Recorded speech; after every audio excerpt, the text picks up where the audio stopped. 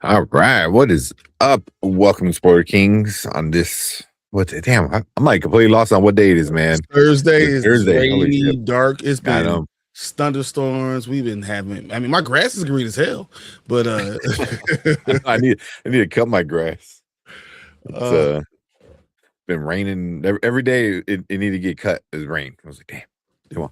my restaurants. I Hopefully. had to shut down my Pullman one yesterday. I had to shut that one, and then today we just opened. I had to work on my generator because I have a backup generator at the restaurant, but the backup generator stopped working. The battery for the backup generator stopped working, so I had to get that redone. So it was crazy, man. That's always fun. But yeah, but it was we got some tornado warnings. We got sirens going off. We're like, ah, damn. So luckily, I think it was a little more south than for us. Oh yeah. We had trees torn out of the ground, thrown around the south side of Chicago, just randomly. Like this what I thought I was going to From. I literally thought I was going to Fromville. I was like, the tree was on the ground. I was like, oh, really? You come to get me? You can't leave. You're stuck. That's funny. That was awesome. Yeah. So, oh man, but it has been a long week for me. I don't know about you guys. Oh, yeah, definitely. Long week doesn't even explain it. Man. And we starting off on a good note with Lawrence with the $10 super chat. He goes, "Hey, happy Thursday, man! Happy Thursday to you too. I'm so glad it's Thursday, man. Tomorrow I'll go see Disclosure Day. Yeah, and I'm hearing like really good things about it. So I'm like super excited. I've heard both. I don't know about you, B, but I've heard both good and bad things about Disclosure Day. Same. The general consensus is pretty half and half based on what I've read. But it's Spielberg. I'll watch anything Spielberg, and I will, in some capacity, probably enjoy anything Spielberg is behind the camera of. So yeah, I'm curious to see it and how it measures up to a lot of his other, sci-fi extraterrestrial stuff, content that he's made. Be interesting to see if he's still a draw. You know what I mean? For sure. That's what I'm really curious to see how it pans out this weekend in that regard. That makes perfect sense. If he still had, like he's easily one of, if not the most prolific director out there, and he's made tons upon tons of my favorite movies. So I'm hoping I walk out with the same feeling. It still has, like I said, I know we talked about how we hoped they'd kind of keep a certain level of mystery in the trailers, but at the same time, Steven Spielberg, he's I mean, 9 times out of 10 is gonna be about Alien. Yeah. And we all knew that. I think we were just kind of curious about like those first 2 trailers were awesome.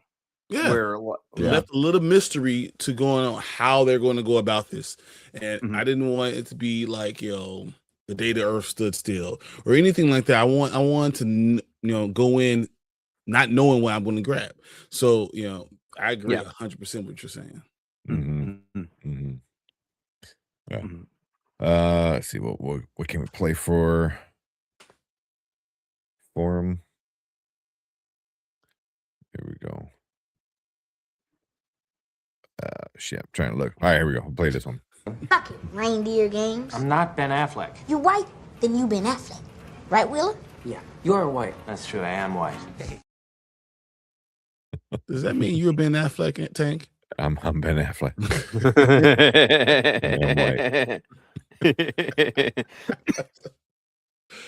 Oh man. Well, appreciate the super chat, Lawrence. We don't usually talk about anything that's going on in the world that much, but I want to know because it's about Brandon because he lives in the middle of Chicago. What'd you think about that cross, the burning cross on Grant Park? That's like right directly across the street from directly where you live. That's why the whole time I was freaking the hell out. Yeah, you know what? The fact that happened, not only so close to where I live, but the fact that someone ran down the street with a cross, hammered it into the ground, and put it on fire, and burned it, in broad daylight, pretty much. That's scary. Yeah, because that's like off of Michigan Avenue, which is the main street, the biggest, the main street, in the Chicagoland area. Yeah, is right across the street from. Like, I could look out over here and see Grant Park. Did they catch the dude? They didn't catch him. No. Do they? I wonder if they know who or anything. Because that's crazy. Like, because I saw it, I'm like, is that fake? That's gotta be fake. Because I'm like, who? Because it's not a tiny little. I mean, it was a pretty big thing. It was a pretty big cross. Yeah. That was wild. They don't know who it is. They have like picture camera footage. They have pictures of him, like as he as he ran off. Yep. It's crazy because I have that restaurant, 1212. They actually broke into my restaurant and had a party that same night. Yeah. Isn't that some shit? Yeah. I can't stand people. Yeah. And I was like, so that's why I was like, man. So I was supposed to be going to drop off his castle, and dude, it's been one thing after another with tornadoes, and I was like, dude, I thought I was going to Frontville, and then you got the cross and the burning stuff. It's just literally been one thing after another. I'm like, man, this is Chicago, or this is America. This is what I'm saying. This is America right now. Yeah.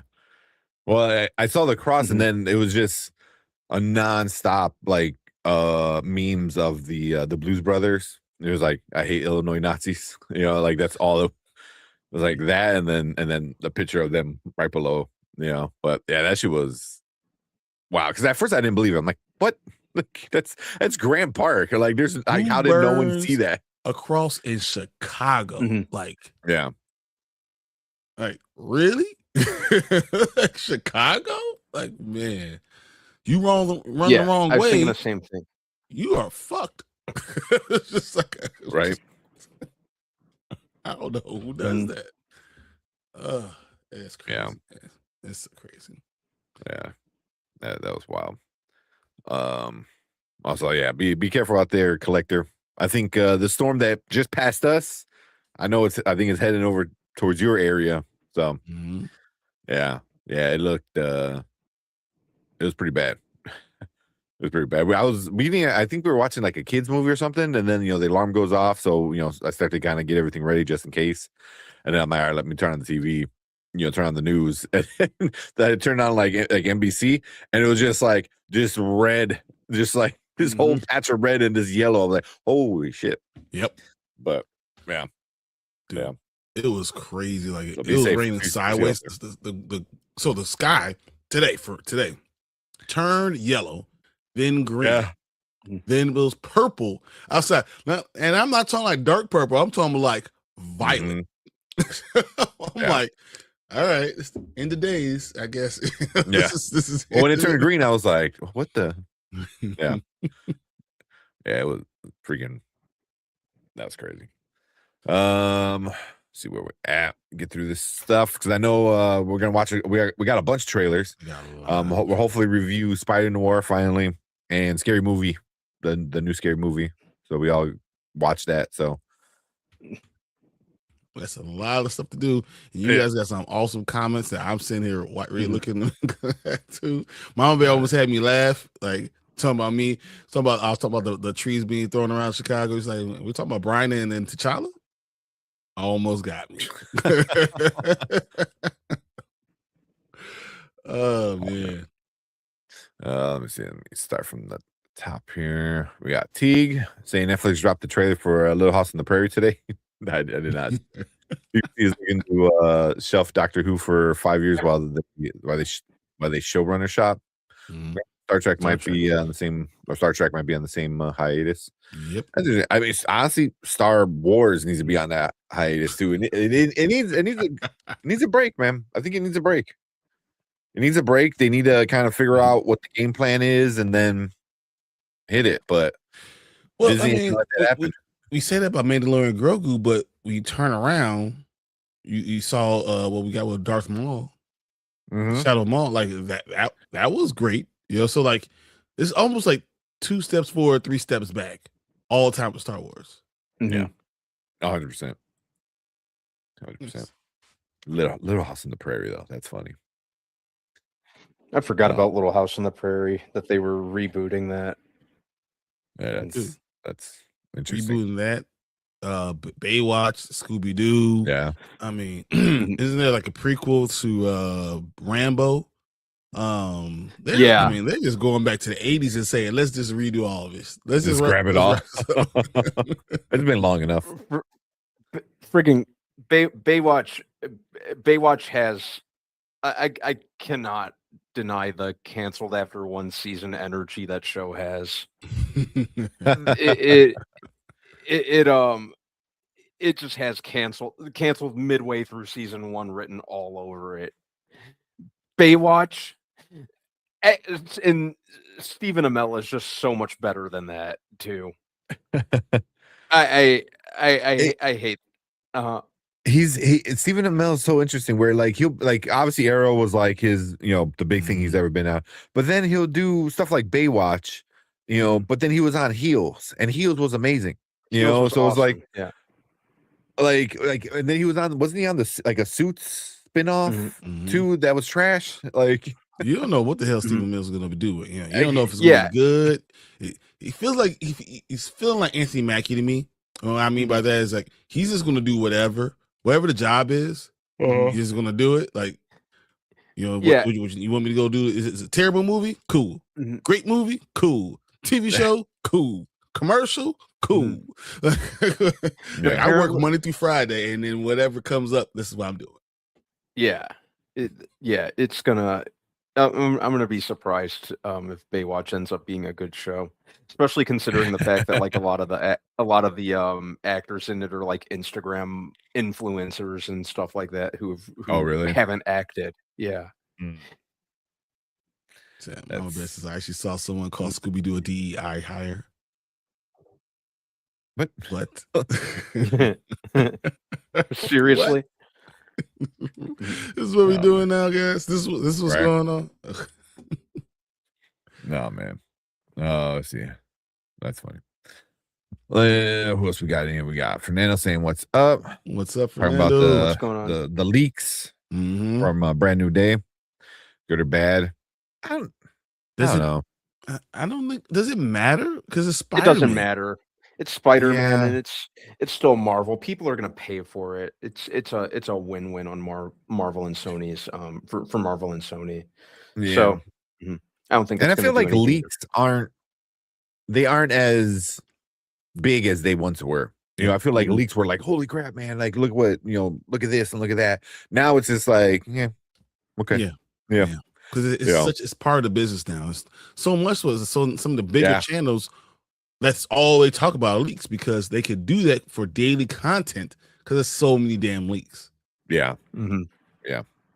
Now we're finding out like some leaks are, from the company to kind of like see how people feel or for distraction, misleading. So yeah, it's just part of the game now. So Fernando said my little horror movie obsession is kicking ass in the box office, reclaims #1 again. Right. Yeah, it is. I gotta watch it. It's on my list. Everyone who's seen it told me to check it out. Man, I gotta watch that movie. Forget F y'all. just go in knowing that the main character is gonna piss you the fuck off. No, that's nope. Yeah. I kind of figured that. I frigging hated him. I hated him. I hated Bear so much. I was actively trying to jump through the screen at him. What are you doing? Oh, he was. You'll see. I hated him so much. Yeah, that's on my list. That's on my list to watch. Has anyone checked out Hanzo after the biggest collapse in NBA? Man, that game, the last 10 seconds or whatever the hell it was, that was crazy. They were up. New York was down like 38 points. Yeah, and it's like I don't watch the NBA as much because I feel like the referees control the game so much. Like because of betting, game 3, I think it felt like it 100%.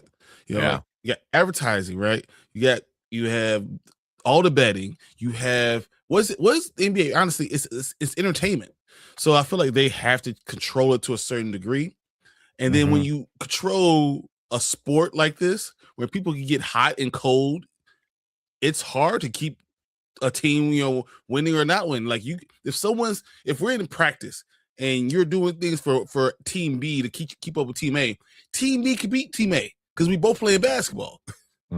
It's just what it is, and I think that's what we're getting a lot of right now. I don't think that this series naturally, if they just rolled the ball out and just played it, would be a 3-1 series. I think it would be closer to a 2-2 series, maybe a 3-1 the other way, but that's not reality. It's not how it works anymore. Yeah. Because they were on a 12-game win streak, I think. Yep. Right until game 3. Yeah, it's crazy. Yeah, because they play Saturday, and I wouldn't be surprised if like Saturday's game isn't like one of the most watched NBA games like in a while. Because I mean, obviously NBA is the NBA; it's gonna be big, but I feel like game 3 was the biggest NBA Finals game watch in a long time. Like I think we're talking about 20 years. The last 20 years was like the most watched game in the NBA. Yeah. I mean, it was also like it was game 3. I would say it was more, probably not more, but the audience members had something to do with it. Because of the people person who was there. So I'm sure a lot of people wanted to check that out. Watch him sleep during a Knicks game. That's great. And he said, no more watch parties in New York. They said boo earns. I laughed my ass. He's like, they cheered. I was like, what's cheering for you, man? Oh man. Exactly. Boo earns. Hey, and Brett B, Donald Trump is pop culture stuff to talk about. Yeah. Why? Oh, I'm way down on the. He said, don't talk about sports. It's like, oh man, that's Donald Trump, bro. Predict Michael 950 on Monday. Yep.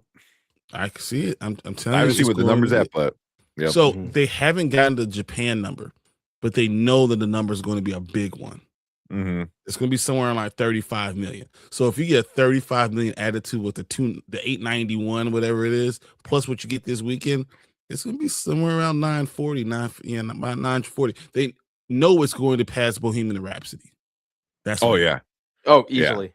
Yep, for sure. Yeah, and if it passes that, it gets a bill. Because Bohemian Rhapsody was what 950, I think 18, 913, 9 something like that. Okay. Yeah. So they're going to be way past it. Yeah, for sure. What time is it? Trying to keep a time so we don't keep running late so much. Like says, we're going to be doing whale fall trailer and social reckoning. We got both of those lined up. We'll be doing those shortly for sure. I've been hearing everyone talking about this whale fall. I've been everybody. I was like, what the heck? What is talking about stress? This is intensity. Like it's all this even stuff. You guys in chat talking about like anxiety. So yeah, I gotta check it out because I just heard people talk about it. I'm like, I don't want to watch it or anything until I watch it with you guys. Like to say he's going to see Disclosure Date tomorrow. It's gonna be fun. It's my birthday weekend, so I want to be doing something. Yeah. Are you? Were you gonna try not to work? You so at least plan not to work. I wasn't planning on working tomorrow, but I'm gonna have to work tomorrow now. So yeah. After all the stuff that's happened in the last 3 days, I'm gonna have to work tomorrow. But I'll be off Saturday and Sunday, I think. That's good. We got Derpy. What's up, Derpy? Derpy. What's up, we gotta bring Derpy on, and I know he was on a big panel talking about He-Man with the 757, I think it was, or something like that.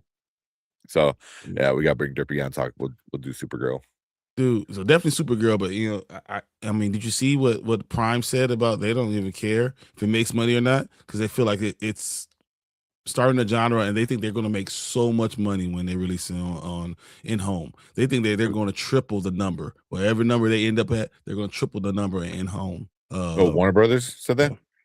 What was it? Warner Brothers? I have it. Let me. Or I actually have it up here. I mean, all I seen is Jason Momoa. That's all. I think I've seen one. No, I'm talking about Masters of the Universe, not Masters of the Universe. Oh yeah, Masters of the Universe. They say they don't care about what is going to the box office. Yeah, they're going to make so much money in home, like it's going to be ridiculous. Yeah, I did see another content creator talk about it coming home, and it's launching a new franchise, so they're not really worried too much as long as it doesn't make $0. But I'm curious to see where it lands this weekend because the word of mouth I think is fairly good. Fairly good. Because even people are like, it's crazy, it's goofy, and I had the best time. So people dressing up, going. So yeah. So I mean, I'm curious to see where it lands at. It's definitely going to flop. Because to make money, you have to make $500 million. If it makes if the movie itself makes $200 million, it's worth it. It's worth it because not just you're going to get people that want to rent it at home. There are people that are going to buy all of the stuff. The toys are flying off the damn shelves, right? Yeah, all the damn toys are flying. This is exactly why Mattel created He-Man. This is going to make a lot of money. So in the grand scheme of things, it doesn't matter what the hell it does at box office. Yeah.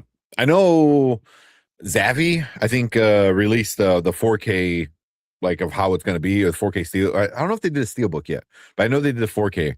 But I'm going to wait until the steelbook gets put out, and then I'm the steelbook for Master of the Universe, for sure. 100%. Yeah. What we got in the net? What's up? How you doing tonight? Doing good. We got Brandon Davis coming in. I've been waiting to talk to y'all. All right. You know what Beam reminds me of? It was a Chappelle Show skit, right? And he was like, Arsenio Hall at a party. And he was like, man, that's some good cheese. And then Arsenio Hall's looking at you, he's mad at you, like, why'd you tell me how good the cheese was? And then, we did tell you. We did tell you how good it was. He's like, you didn't say nothing about this. No, we did say it. So he's great because I read all the messages he always sends on Facebook. Yeah, I did see this right here. No, we can't talk about Punisher. We already talked about it, man. They only pop. And we told you to go see it. The messages only pop up every 30 seconds. Oh man, we literally told you to go do it. And he was like, "Why did you tell me how good this was?" He messaged me and you B on Facebook, and we were like, "Look." We told you, B. We told you. That's funny. He goes, I'm going to have to start Daredevil. Punisher was good. If you definitely like that, that's funny. Punisher it's going to be fun. It's fun. Yeah, for sure. Derpy said there's a Toph behind the scenes video and recap of season video of Avatar Netflix for season 2 coming. Better check the video before reviews. Okay, I did see a clip because I guess one of the guys like, oh, I hope all the blind kids get to watch this and see Toph, and then it cuts to I don't know if they're gonna be able to. That's the worst thing I ever heard in my life. Oh my God. I get what he's saying, but also oh man, that's awful. Yeah, there he goes. Yeah, Punisher for real. Yeah. We got Anzo. What's up, Anzo? Yes. Hey, Anzo bigger for it. I'm telling you, man. I've been trying to push him to get his own Facebook group. I want him to because he needs a following. Sometimes you want people to follow as much as he does. And he does a lot of different content. I mean, I'm there half the time. So, but he and Danny's been doing stuff, and he and Jen been doing a lot of stuff too. So I was saying, man, you need to put some of that stuff out there so you have somewhere for people to go to figure that out too. So do it. Yeah, and we encourage him to do it. Yeah, groups. If man, I wish I had more time, man, because I would do more Instagram Oh my God. I would do more Instagram because I always notice like when I do like Instagram for like 2 weeks and like we start to get some and then I get busy and fucking stop doing it. But Instagram, even on Reddit, you can TikTok start like, still TikTok is You massive. do still. shorts on TikTok, bro. You're going to blow the F up. Well, that's the thing is like you can do Instagram and TikTok and YouTube Shorts all together with the same video. You know what I mean? And hit 3 different algorithms.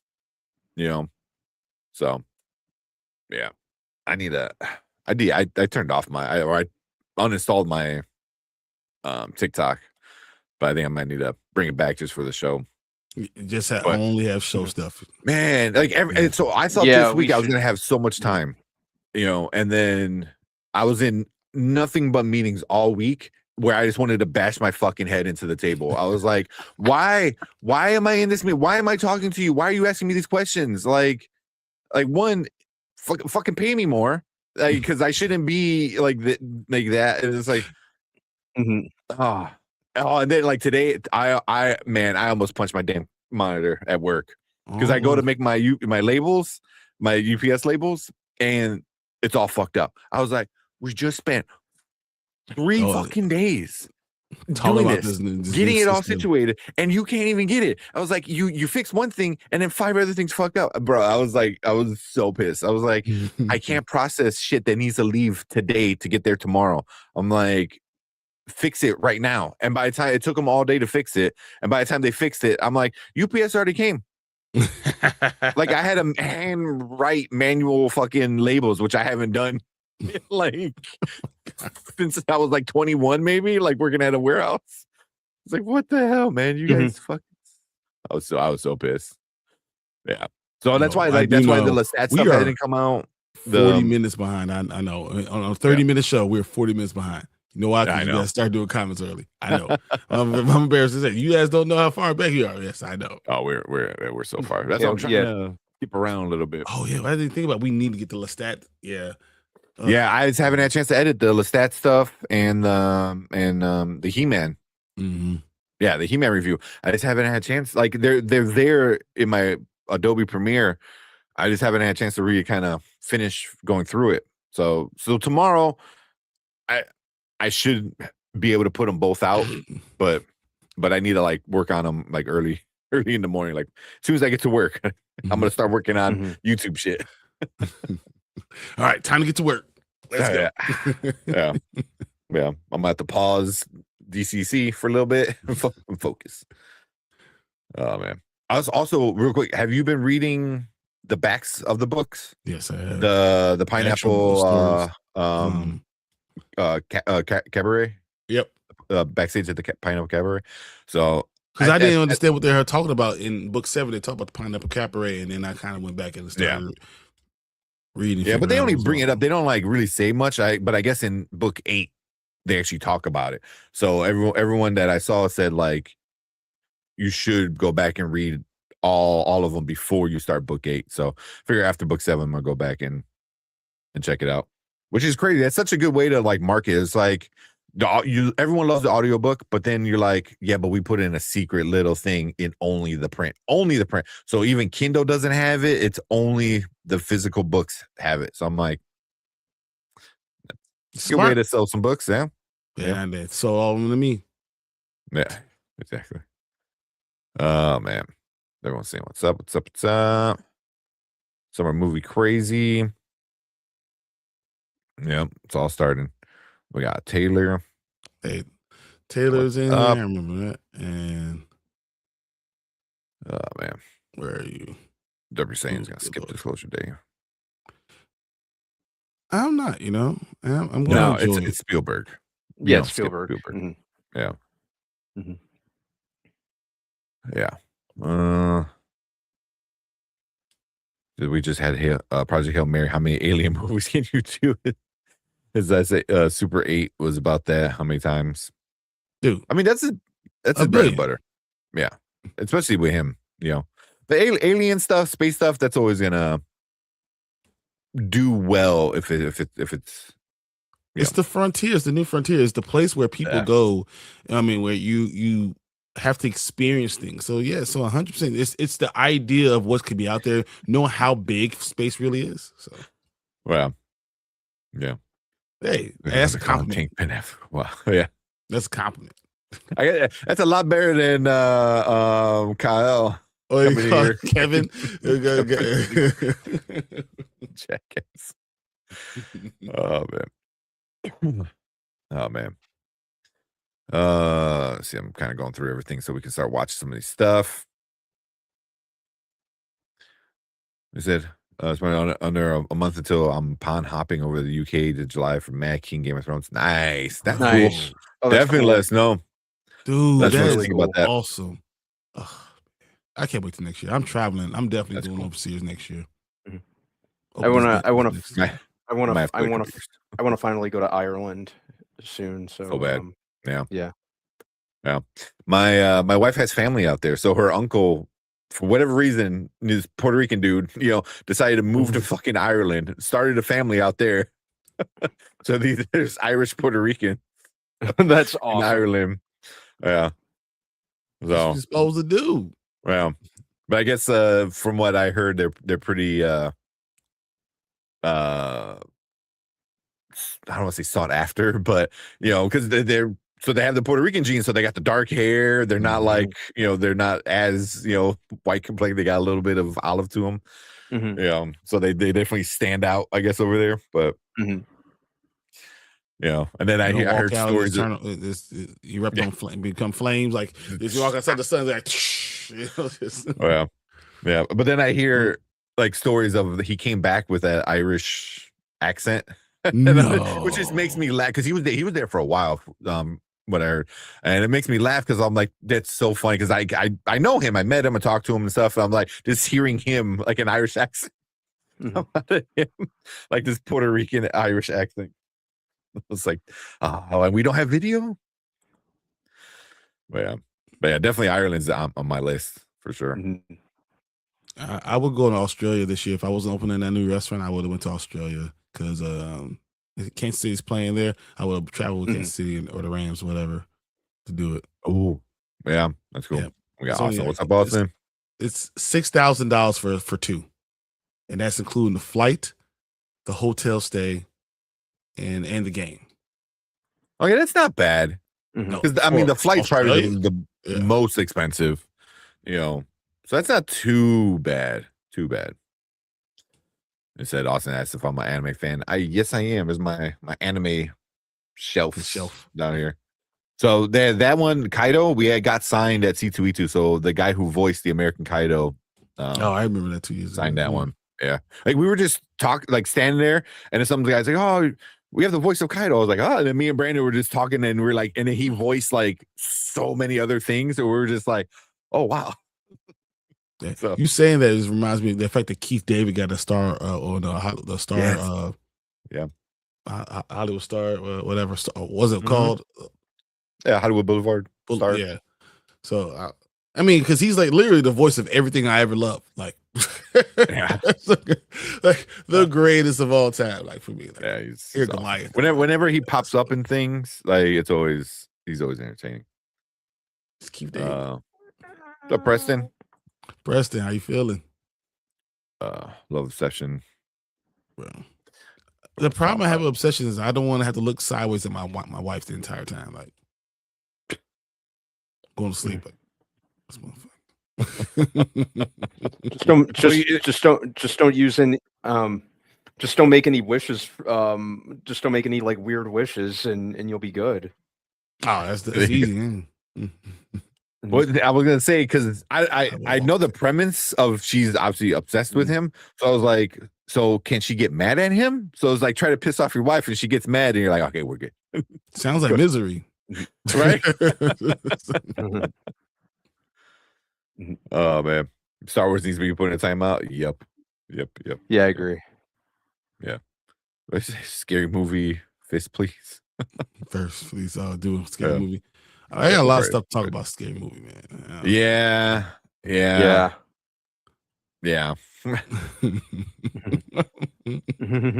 Lawrence said, I think if Master of the Universe came out in 2019, it wouldn't have flopped. Probably right. Literally, I think it's just bad timing. I mean, because I think Masters of the Universe would have been. It's fun. It's a whole lot of fun. It's I so fun. It. Yeah, I watched it again. I was like, Yeah. man, let's go. Mm-hmm. Same. Yeah, It's such an entertaining movie. Yeah. What's up, Acres?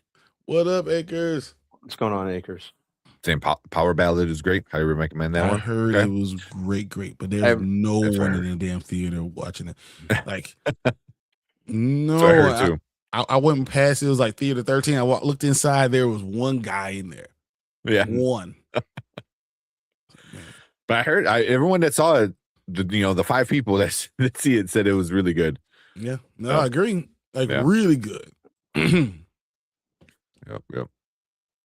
Oh, we got Ace. What's up, Ace? I don't know if I saw you pop up earlier or not. What's up? I know you're talking to Mama Bear, but appreciate you coming in. A real dog to play Scooby-Doo is dumb. Is that what they're doing? Do you see? You see this? Yeah. And this guy says, so the way Scooby-Doo is actually canonically a Great Dane, and this puppy is very clear some type of retriever, fire the DEI hire. Jeez. Really? I was just like, okay. That's funny. That's via Mama Bear. She sent it to me, so I thought that was funny. That's interesting though. I wonder if they can't do that for the whole movie. It's got to be like the first scene when he's a puppy like that or something, And then he becomes something else. That'd be interesting. Yeah, you got to, because I'm like, yeah, he's a Great Dane. Yeah. Yeah. That's just what it is. Yeah. Brent said, I felt sorry for the BF bear. Yeah. Why? No. No. Let me. Wait. Didn't he say something next after that? Go to the next comment. He didn't know it was real, to be fair. He miss me with it. You want to know why Bear was the real villain? Let me tell you about Bear. He was too cowardly to just admit to the character Nikki that he had a thing for that he liked her. She even gave him an opening, and then he used that damn thing to make a wish afterwards. She gave him a choice, and he took hers. Bear is a bad guy who really believes that he's a good guy. And he didn't later on. He didn't even want to cancel the curse. He only wanted to modify it. I don't know how you can still make excuses for him after that. Like he didn't even he had a line in the movie that like Nikki was talking about like love stories, and he's like, isn't romance and love the same? That really let me know that character doesn't know what love is. He has a weird warped romanticized idea of what love is, and he thought that his obsession with the character of Nikki was love. And as the movie goes on, it's very clear that Bear didn't even love Nikki. He loved the idea of being with her. So I don't want to hear any. So I don't want to hear excuses for Bear. I'm sorry, but I don't. You heard it here first, guys. There you go. F Bear. No. Yeah, I mean, just from the premise, I was like, I feel like he's not gonna be a good guy anyway. He was a coward. Yeah, he was a coward and a wet wipe. And a wet wipe. Oh, Bear made me so angry. Cleves, what's up, Cleves? Hey, how you doing, Cleves? How you been feeling? Man, we getting through these comments. We're gonna get through it. We get them. Knock them out real quick. Saying happy birthday, Brian. Thank you. 41 on Sunday. Finally, I'm the young guy on this panel. you are the young. I mean, does it really count if it's only by a couple of months? You got what, about 4 months? Remember what we talked about black people years. So exactly. Technically, you're only like 21, 22. Exactly. I'm 26 right now. That's because you got to add 5 years because of kids. Forgot about that. What was it? Not Macaulay Culkin. His brother. Karen. Was it Karen Culkin? Yeah. And who is it? Coleman Domingo. I guess they were like they're doing like a talk, and he had Como Domingo had said his age, and Karen was like, he's like, what? And they were talking, and he's like, and he told him, he goes, well, I'm black. He's like, oh, I didn't notice. So it's like, B, you about Karen to be 48? I hear you. Karen is such a great actor, but he will forever always be in the shadow of his brother. Even though I think he's the better actor. Yeah, Macaulay Culkin's a star. That's just all it is. And it's pretty interesting to see Macaulay make a progressive comeback. I think that's kind of cool. But Kieran's always kind of had more of a consistent career and done just more. I really like them both. I'm curious to see what kind of stuff Macaulay does in the future. It's been really cool seeing him kind of progressively come back. So I'd be all for a full-on career resurgence. From him. I think Macaulay Culkin and Daniel Radcliffe somehow we're gonna put both of them in there at the same time. I'd be for it. Just the screen just blows up. Can't do it. Hey, Tamika. Oh man. Yeah, we got Tamika. It said, Brian, I'm trying to get that popcorn bucket. IMAX for the Odyssey. You can get one for me and I'll pay you back. Hey, you know what? I don't even know what popcorn buckets there are. There's one that's the boat or the ship, I believe.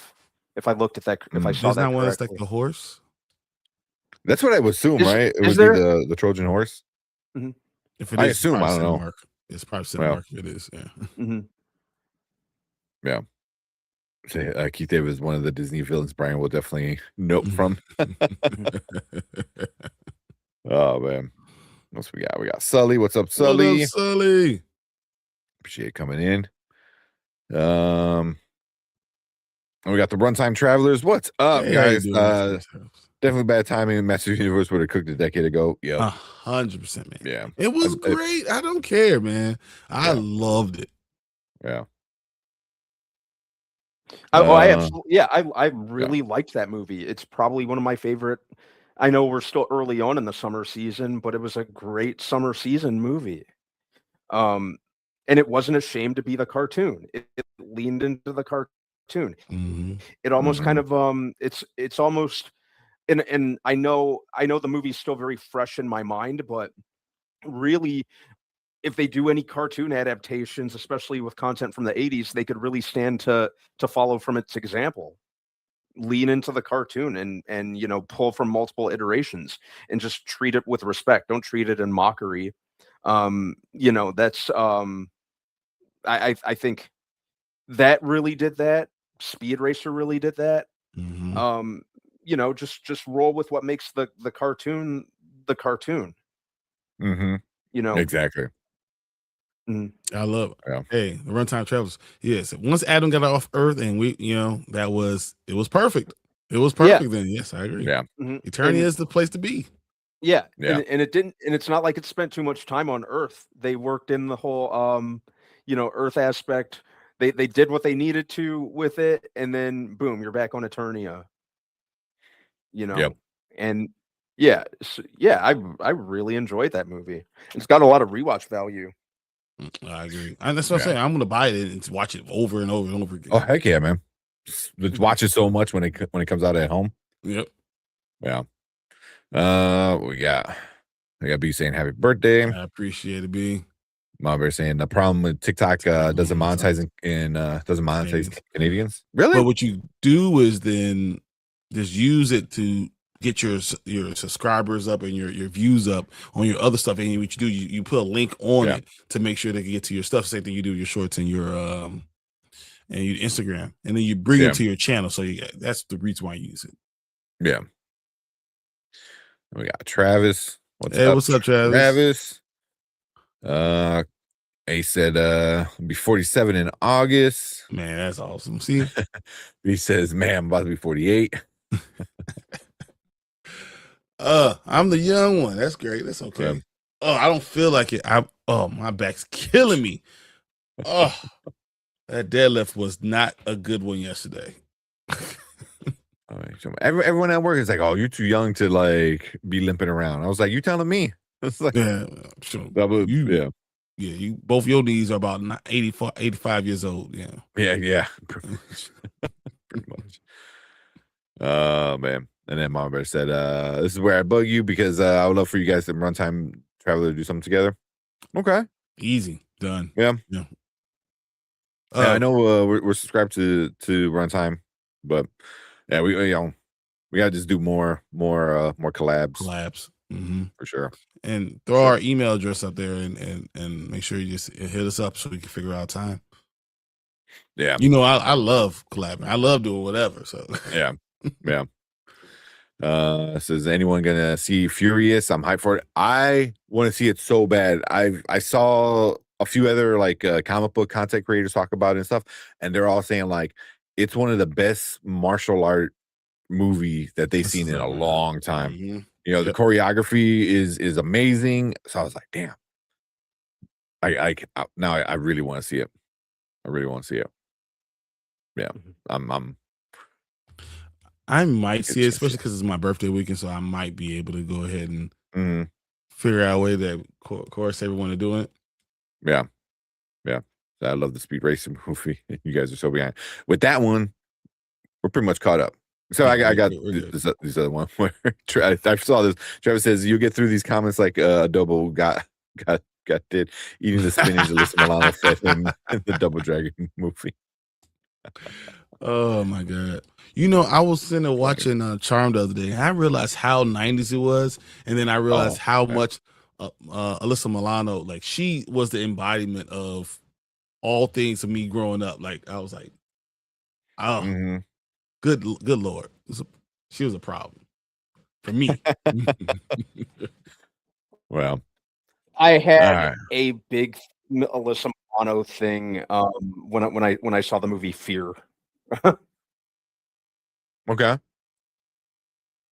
I forgot what movie she gets naked in. There's one like it doesn't even matter because she's naked in every TV show she ever did, and the closer she was basically non-existent.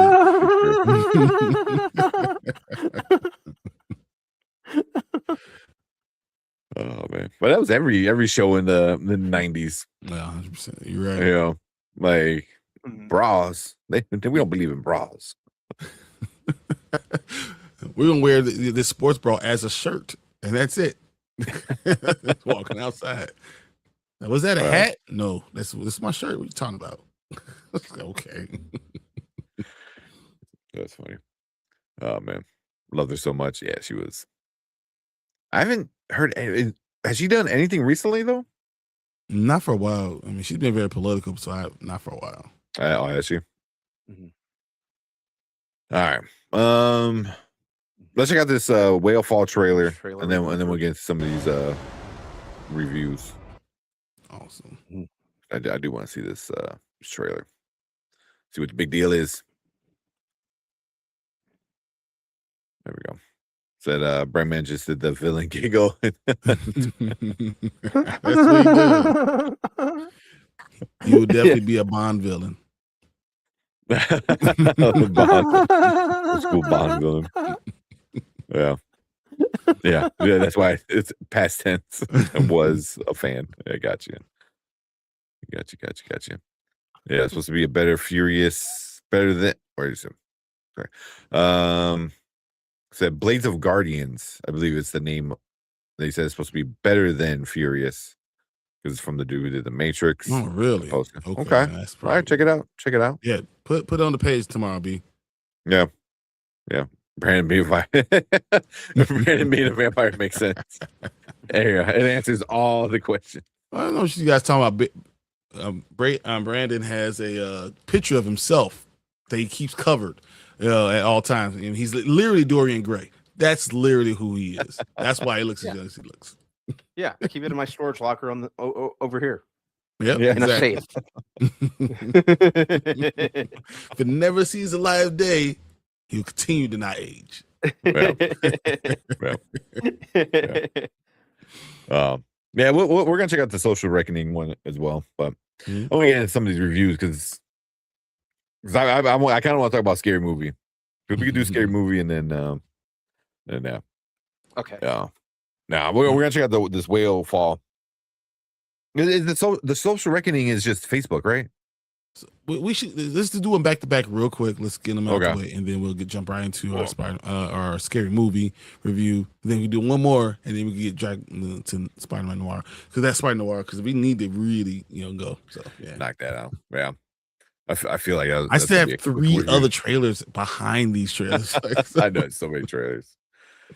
Oh man, we have like still 20 trailers that need to get released that probably are already past the due date. I have some of them that I have. I did some thumbnails that we are. Did you? Okay.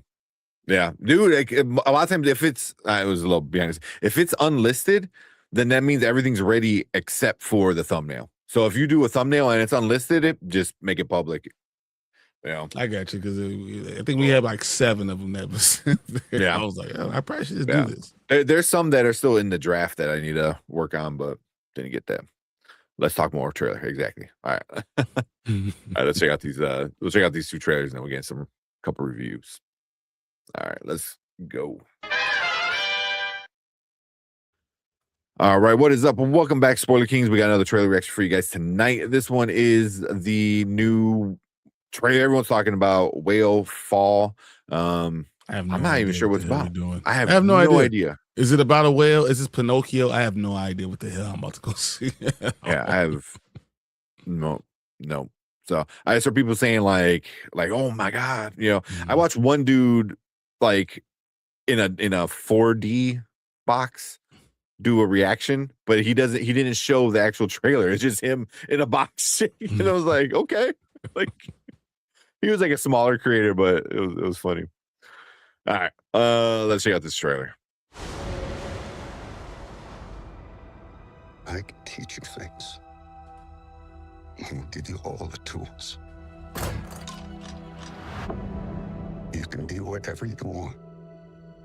Anything you want.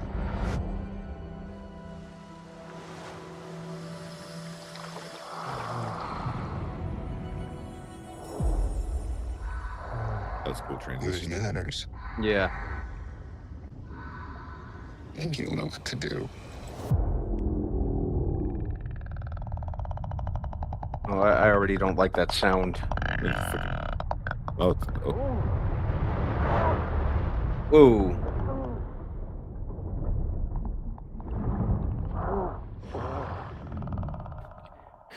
Yeah, you wouldn't have caught me that far down.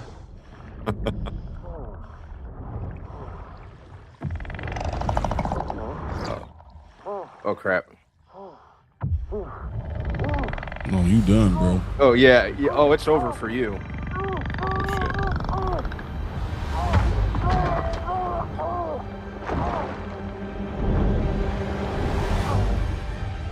The sounds are pretty freaky. Yeah. Dude, swim up. What are you doing? Oh.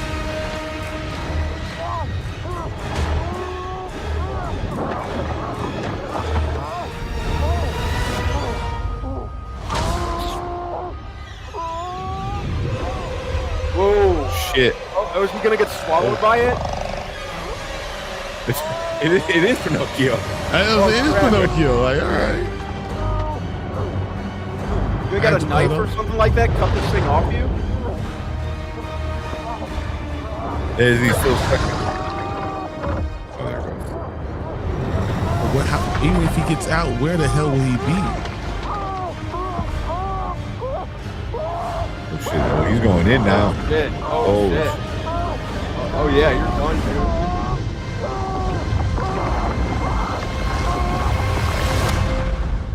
dude. Survivors survive.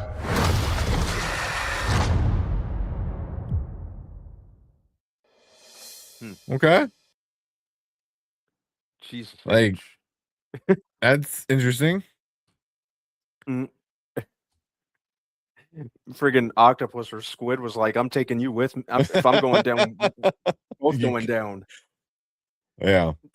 Man, that just brings up like so many questions for me. Because like, if the whale starts diving deeper, like, like, is he protected from the pressure because he's Yeah. inside? Inside is there because the pressure wouldn't be on the outside. So yeah, You know, it'd be like a submarine almost. You it know, would be. Yeah, technically that's you know. crazy. But then, what do you do? Like when because you need to get out.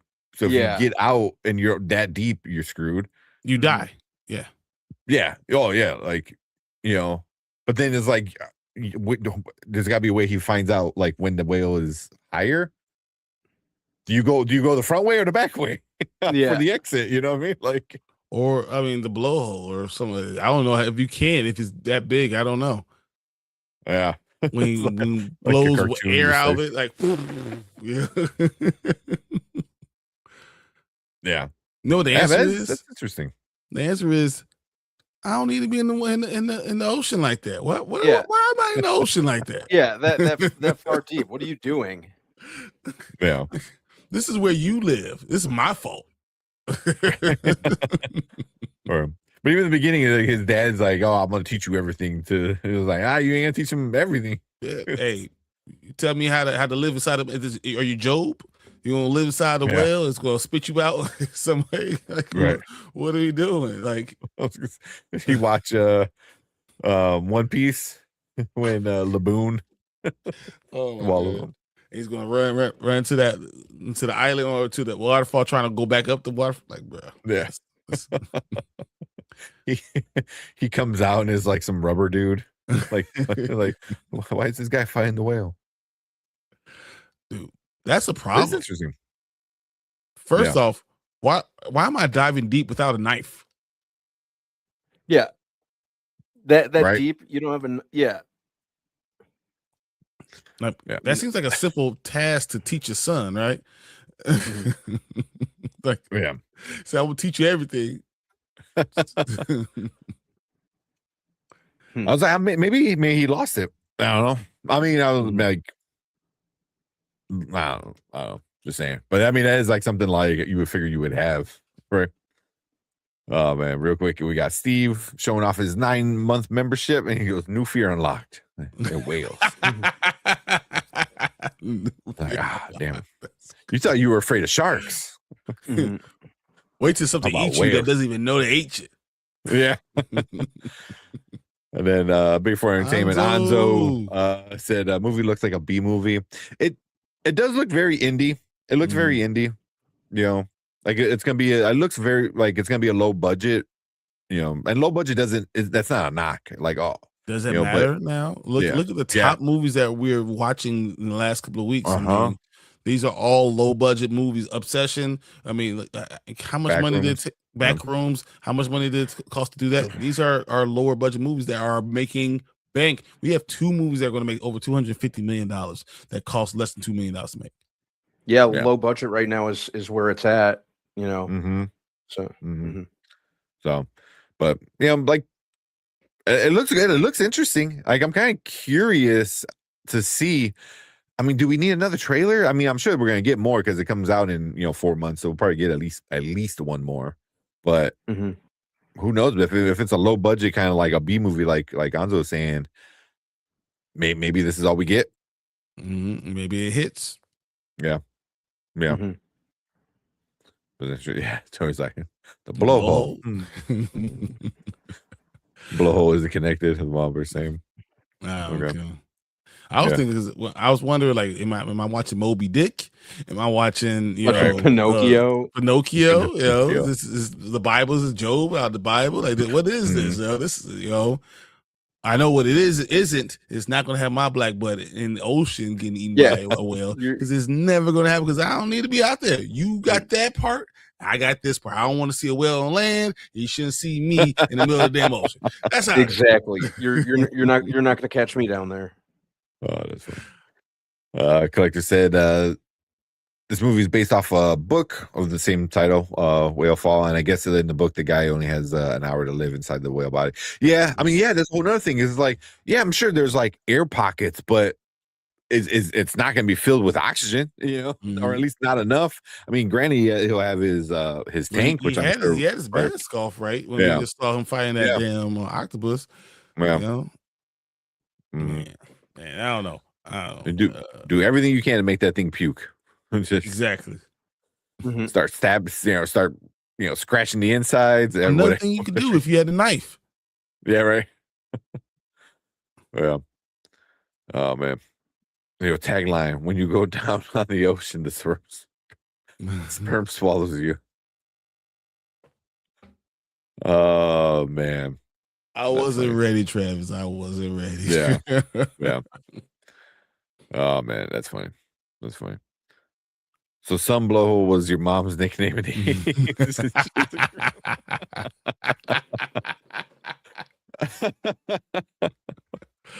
Oh man.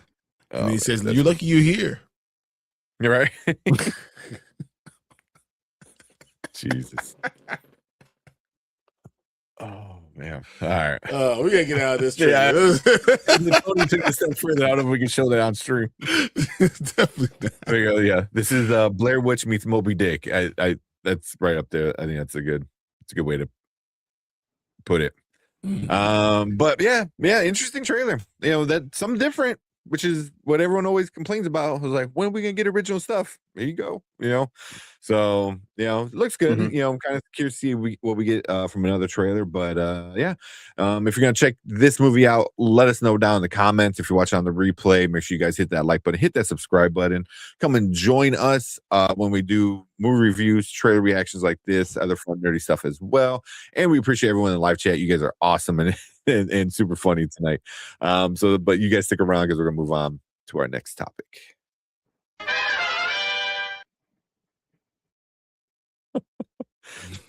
I saw this, but I didn't want to bring it up while I had to edit.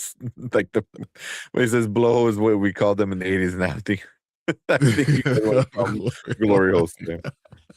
Oh man. Oh man. That's the movie you get in like another 30 years when glory hole swallows you. Like, damn, what the hell? Oh, that's awful. Yeah. Will's all doesn't look that special, but I'll catch it on streaming. Dude, I can't imagine how big a whale is. Like in my mind, the fact that it's like 1/100th of a whale, and you literally getting swallowed. You're literally inside. You're done. Yeah. What the hell? Let's see. What's the biggest whale size? Because that's got to be like massive, right? Dude, jeez, 100 feet and weighs 200 tons. Yeah. So that's a blue whale. Just kind of put that in your mind. So understand. So just for visualization, a basketball court is 94 feet. Okay.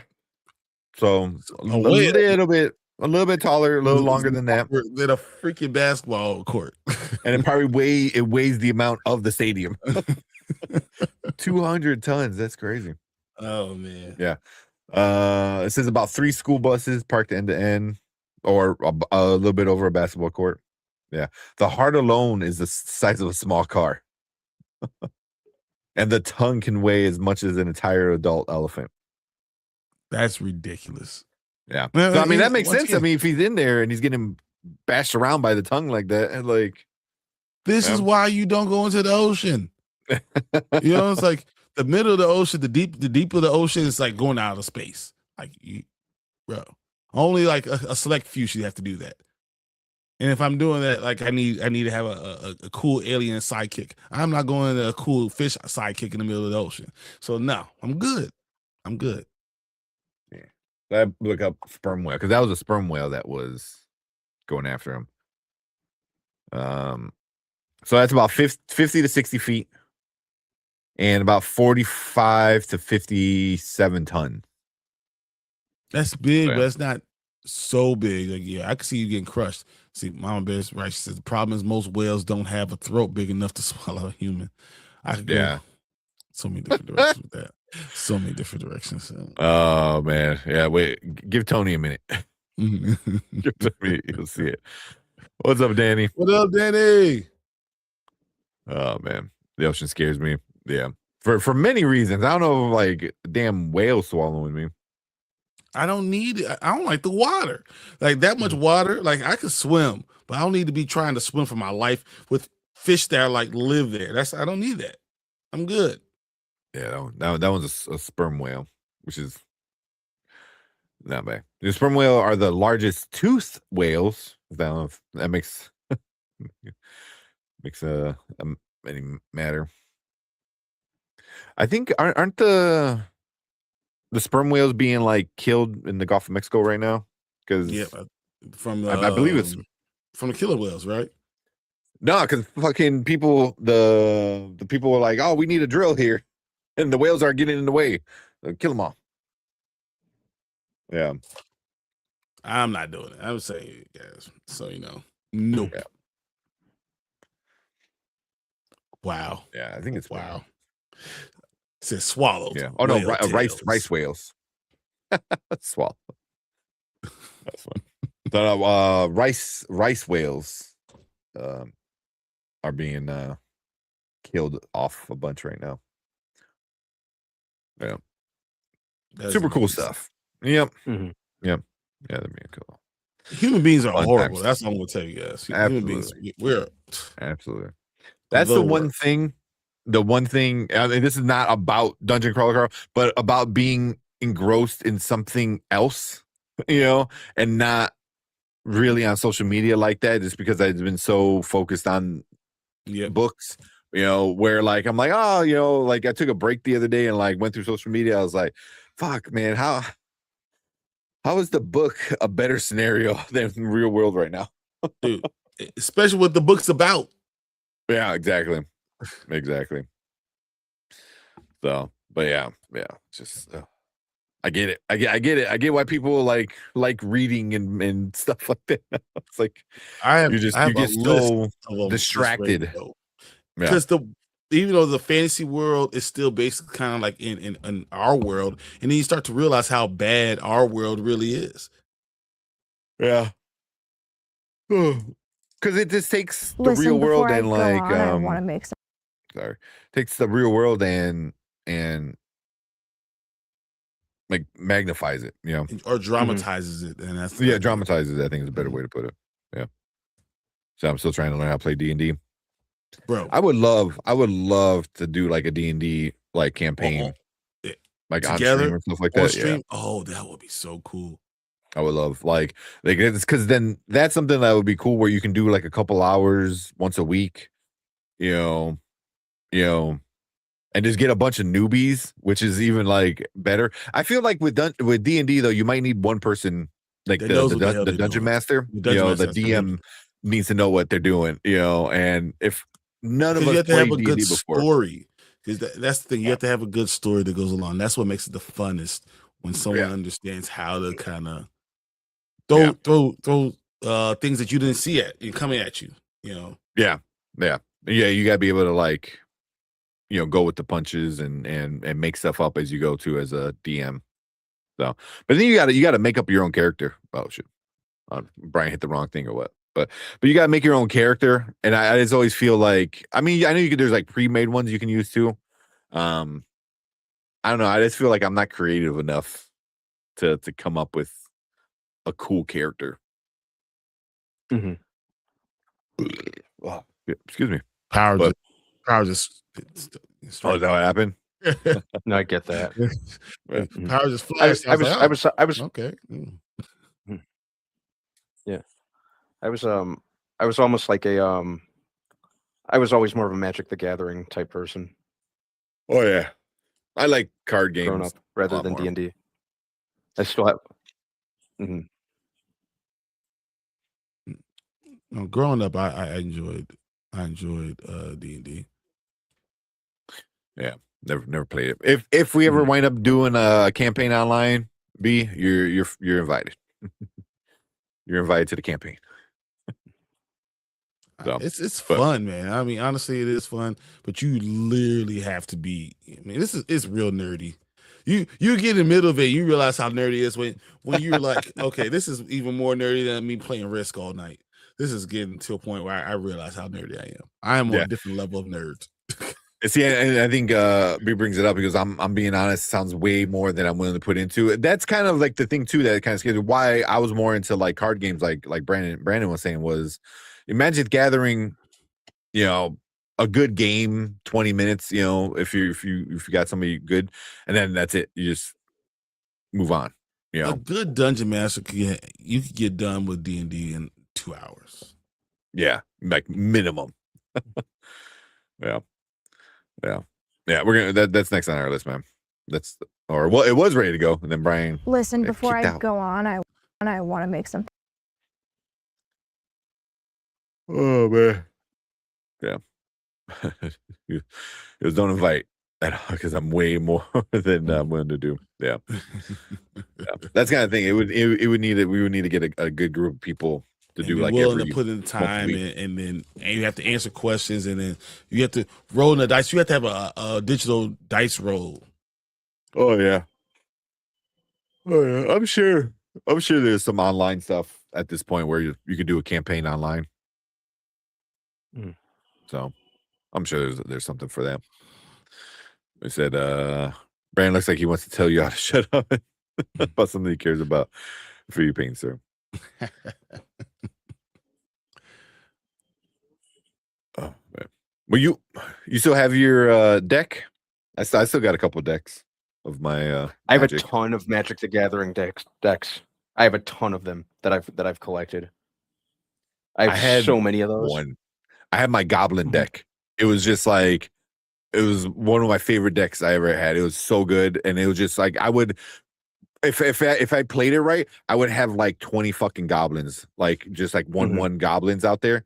And I think I left it at somebody's house. I think I left it at Fredo's house. And then between all his moves, that he did, before he had, a wife and a kid, and then I'm like, hey, you still got that? He goes, oh man, I don't know where the hell that's at. I was like, damn, that was a good ass deck. So, but man, I was trying to teach Erica how to play during COVID, and she's like, nope. Yeah, nope. I'm gonna go downstairs. You tell me when you're done. I'm like, it's not hard. Man. All right, let's check out this. What's called Social Reckoning. Oh yeah. Let me cut this up. What you got? No, I usually I cut it so you can have all the titles when you're looking at it. Oh, no worries.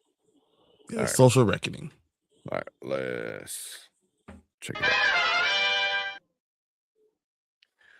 All right, what is up? Welcome back to Spoiler Kings. We got another trailer reaction for you guys tonight. This one is The Social Reckoning. Not sure what this one is. So let's check it out and see what we get. Listen, before I go on, I want to make something clear. Okay. I have a hunch you're not a fan of Facebook, but I am. I am here to help Facebook, not hurt it, okay? You send me a message. What would you like to talk about? The chairman gavels the session to order. Wait, You'll read your opening statement, Facebook which we'll movie? skip past for now. That's a separate session. And we'll move to Guess witness so. questioning. Spell your name and state your current occupation for the record. MARKZUCKERBERG. And your occupation? I'm a professional defendant. I ran classifiers on political groups where 30% of content hits multiple risk factors. Hang on, I don't understand what you're saying. Aren't you a tech reporter? Ish. Ish? These guys are counting on the next round of congressional testimony to make you likable, Mark. I'm happy to lend a hand, but I think you're doomed. Bill Burr. This company and that guy are playing an unprecedented role in our lives. The fire hose of bad information you are injecting into the air supply is becoming jet powered. I'm a free speech absolutist. I'm not the one who's lying, and I'm not stopping them from seeing someone who is. Anxiety, depression of teenage girls got worse as a result of time spent on the platform. Senior leadership knows and is doing nothing. I know there are easier enemies to make. The Mafia would be an easier enemy to make. So what would you need? To stand up the story, the internal documents. This is a material violation of my NDA. We're twice as big as the biggest country on Earth. We're not frightened of Congress. We're post-government around here. Please, please, let me quote that. We have 102 hours to get everything. She's going to get sued into small pieces. I don't want to be made an example of by a guy with unlimited resources. Harm, I promise you, is imminent. People around here understand that when I say no, that's the end of the debate. I'm not 2 years out of a dorm room anymore, Charlie. Look around.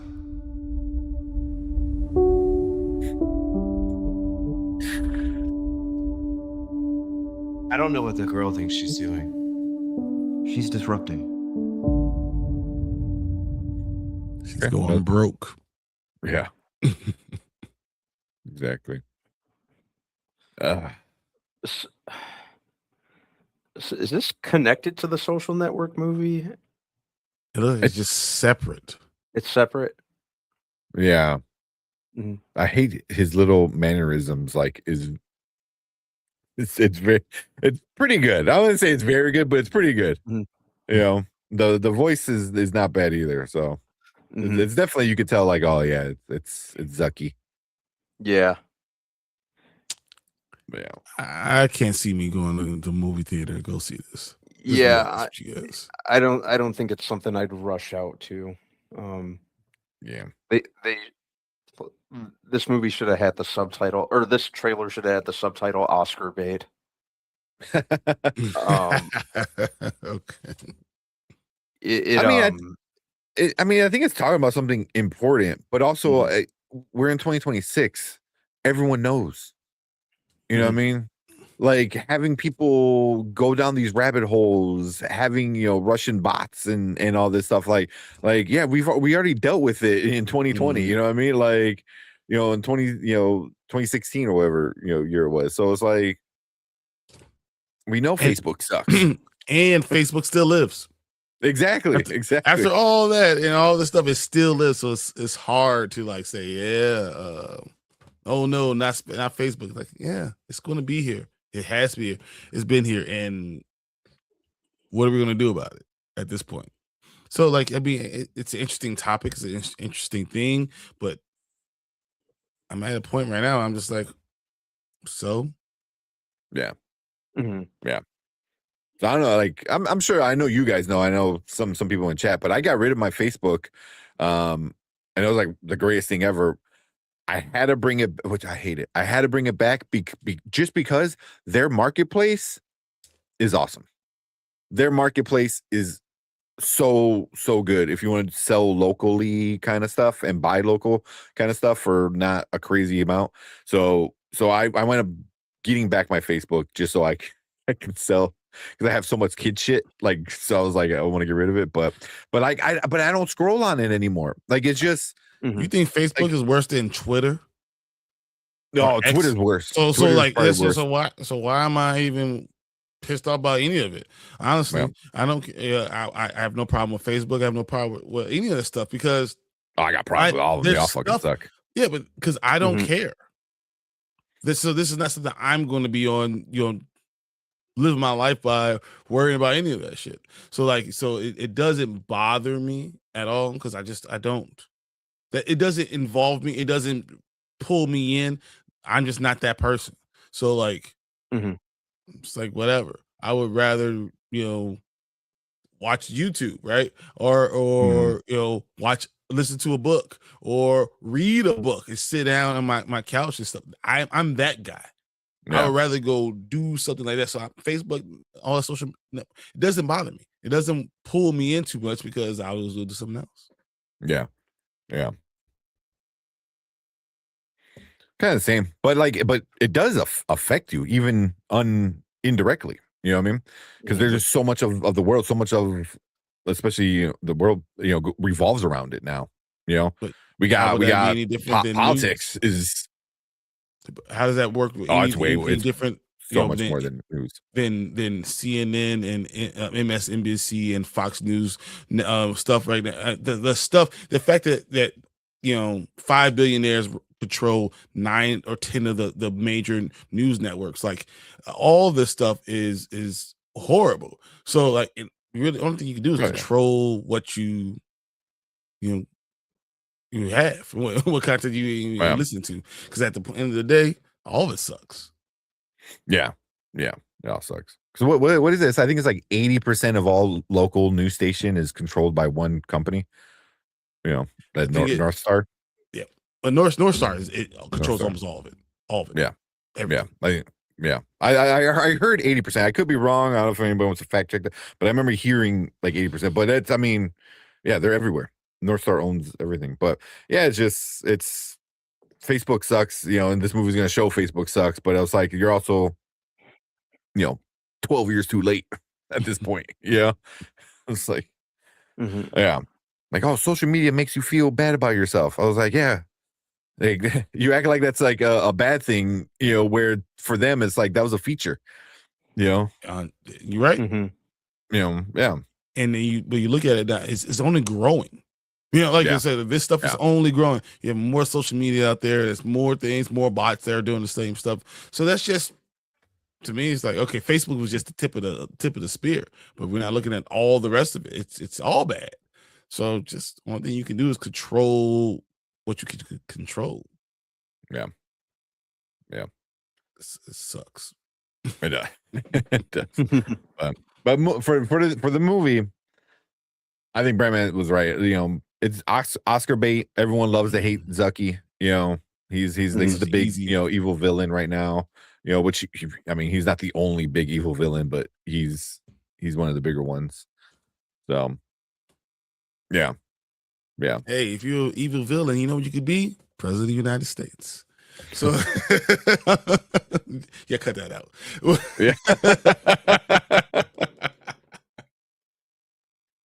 Yeah. So yeah, it looks okay. I'm not. The acting looks fine. He looks like a good Zuck. Bill Burr. I always like seeing him on screen. So same. Yeah. I like the actors in it. I don't know. I just don't. The trailer just I had trouble getting invested. It doesn't really seem like anything that I already haven't. And yeah, it's just a second trailer would really have to do something major for me to be like, yeah, I'm going to see this in the theater. This is going to be an opening night for me. But yeah, it just, nothing about it's really, really, really grabbing me. It has to be another topic for me, or a more recent topic for me, like they're talking about in a court case that just happened for me to want to really do this opening night. Even then. Because like you said, like it's stuff you've seen before because we lived it. You know what I mean? So it's like it's not that long ago. So yeah. It's not ancient history, it's recent history, which we all saw and we're all there and still kind of deal with the social media buzz now. So it's like it doesn't look interesting. I feel like it's important to tell this story, maybe because might be people who don't know stuff like that, but it is 10 years ago. Yeah movie looks like garbage. So but oh man, so cool. It's like I said, I'm 100% guarantee this movie will be nominated for Oscars. That's exactly what it's made for. Is all it is. Exactly. It's an easy topic that you can get people to feel very angry, very easily. Once you start getting emotions in your movies, you start getting people talking about it more, good or bad. It doesn't matter if you're mad at it or happy with it. So it's 100%. That's the worst thing. Yeah. But yeah, kind of curious to see what you guys think about it. So if you're watching on the replay, leave a comment. Let us know what you think about The Social Reckoning. Did you like it? Did you hate it? Something you're gonna go check out? Let's leave a comment. Let us know. Make sure you guys hit that like button, hit that subscribe button. Come and join us when we do trailer reactions like this, movie reviews, TV reviews, other fun nerdy stuff. And we appreciate all you guys hanging out with us in the live chat. You guys are awesome. Stick around because we're gonna move on to our next topic.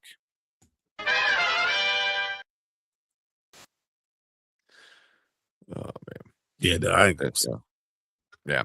So I said I can't stand Facebook or Twitter. I barely go on my TikTok. I got a TikTok maybe. I mean, I Instagram is really the only one I really kind of go on. Even then, it's all bad. So that's why I'm like, yeah. I'm trying to kind of reel it in when it comes to that. I might deactivate my Facebook again. It was very quiet and peaceful when I did that. So I don't know. It gets to be exhausting for sure. Yeah. Yeah, for sure. For sure. Twitter wasn't as bad until Muskie. It's been, dude, for the last 4 years, once he bought Twitter it. has been It's a fucking cesspool. show. Yeah, Come on. It's bad. It's bad. Bad. You know, TikTok, same thing. I kind of got rid of it. It was, you know, not really. Because I don't know, something about it just always like didn't sit right with me. You know. You know, Snapchat I was never really big into, you know, stuff like that. But Instagram was always something I was like always okay with. But even then, I mean, I think all of it's the same, and that's why I don't worry about it. It's all doing the same thing. It's all pushing things that you don't necessarily want to be pushing. It's always going to take you away from having face-to-face contact. It's all doing the same thing. All all trying to make you feel bad about yourself. Telling young girls that they're not pretty enough, or they're not smart enough, or they're not good enough. That's all of it does. So like, I lump it all in the same place, especially as a guy who has girls that are that age. And it's all the same. I know. My God, it's all the same. Yeah. I mean, like, you got 2 girls, so you like. I know you're looking at social media, for things. I know both of us, because I have 2 boys. Like, they're not at that age yet, but when they get there, I was like, man, how do I make sure they don't go down that fucking Andrew Tate like black pill bullshit? And I was like, because I was like, oh, we don't let them do it. Yeah, but it's funny because then you have other things like all the games that they're all bad now too.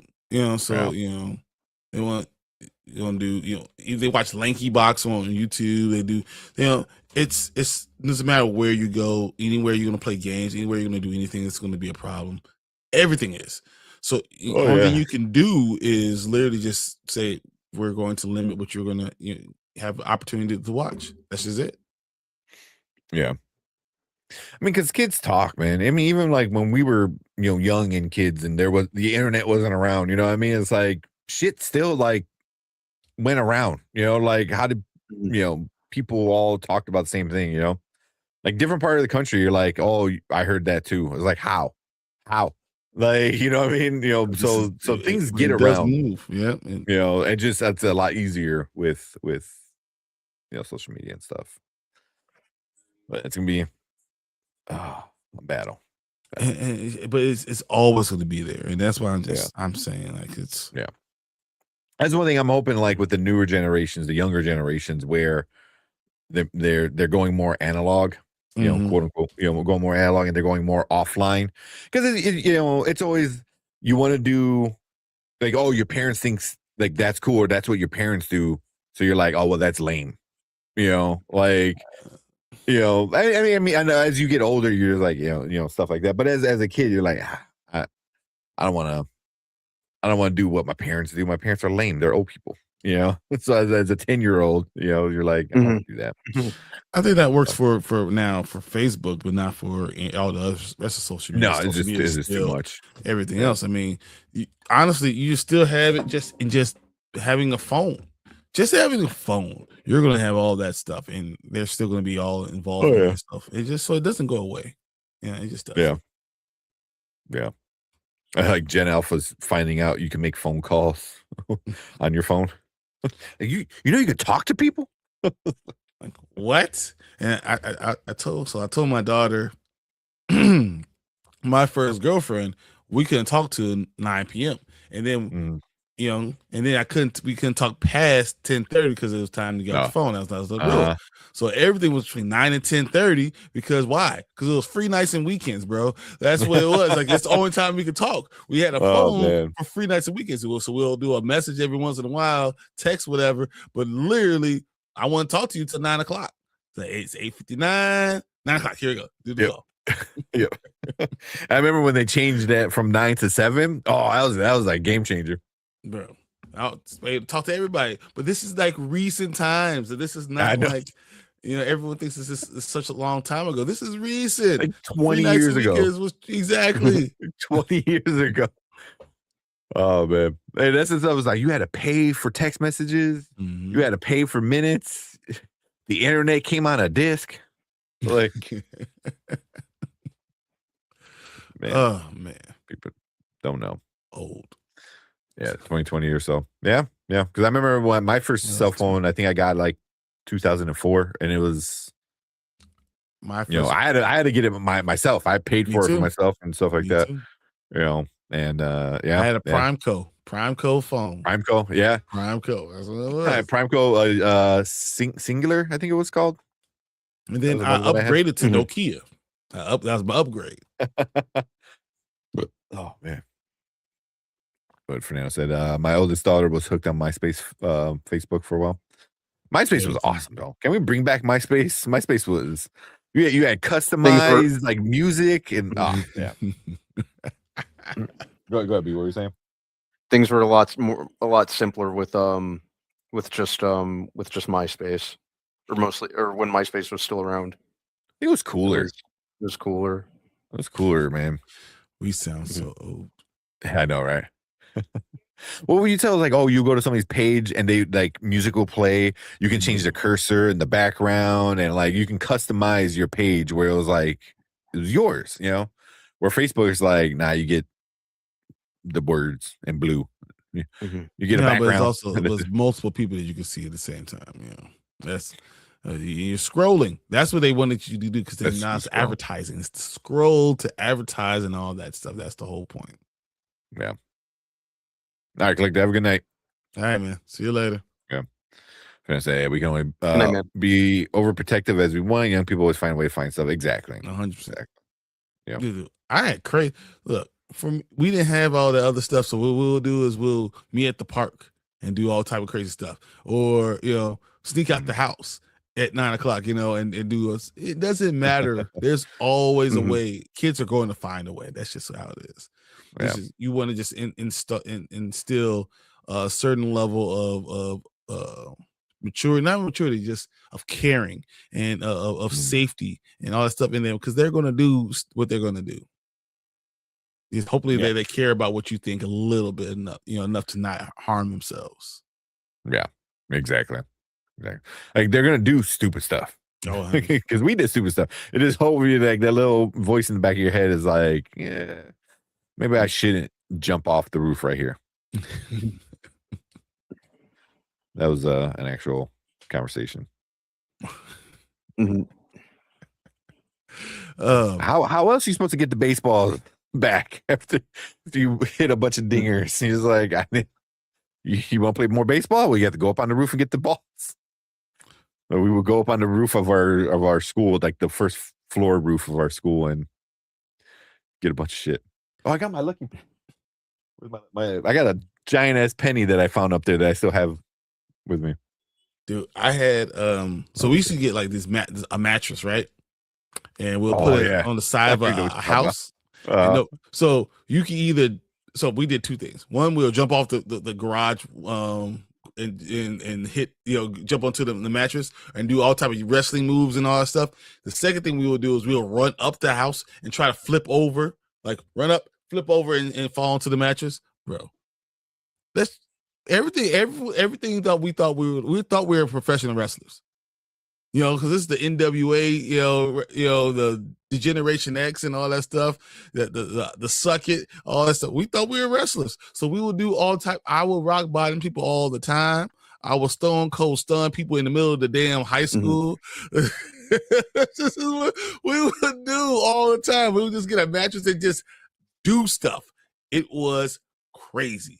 This is what Always did. And you're 100% right, Mama Bear. That's why the reason women will live longer. That's exactly why. Oh, man. Fernando says, me and my friends locked ourselves in a room just to listen to NWA and 2 Live Crew. Oh, man. That was cool. My penny. I gotta find it. But it's like a penny, maybe like about that big. Oh, that's awesome. It's a giant penny. It was all rusty, so I took it home and cleaned it up, and they don't even make pennies anymore. Dude, that is crazy. I'm just closing my windows. Hang on. All right, go for it. So yeah, my mom asked me, well, if they jump, would you jump? I had to tell her I went first. That's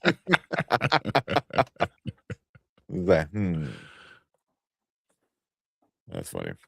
So this sounds a bit like Peanut Butter Falcon with Shia LaBeouf. Oh man, reminiscent. Oh, everything. That was a good movie. Super underrated movie. Yeah, really, really underrated. I liked that one. Yeah. We did a lot of crazy stuff. Dude, the first year out of high school, we used to do stupid stuff. Because now you're technically like an adult, but you can stay out a little bit later. But we used to have parties on weekends and do stupid stuff. Don't let one of those people get a house, have parties in the back. Man, we had times when we just had this boxing league. And people just go around boxing. And we had this guy who was 6'9", 6'10", and we used to just threaten him to box everybody. He was 270 pounds, 6'9", and we just threatening him to box. Man, we're gonna box you, man. It's just what will happen, man. It's just you will do stupid stuff, and that's just what kids are going to do. They're going to do stupid stuff all the time. Yeah. They'll find a way. Oh, yeah. I don't know what's worse, like getting physically hurt or getting emotional, damage out from online. Oh man, but it's definitely worse to get the emotional stuff. I think so. Broken bone and shit like that, that heals. Exactly. And you got it like a cool story, like, oh man, remember that time? Ain't no one gonna. I remember. Remember that time I got bullied online? Yeah, no one brings that stuff up. All right. Let's do scary. I read this. What? That's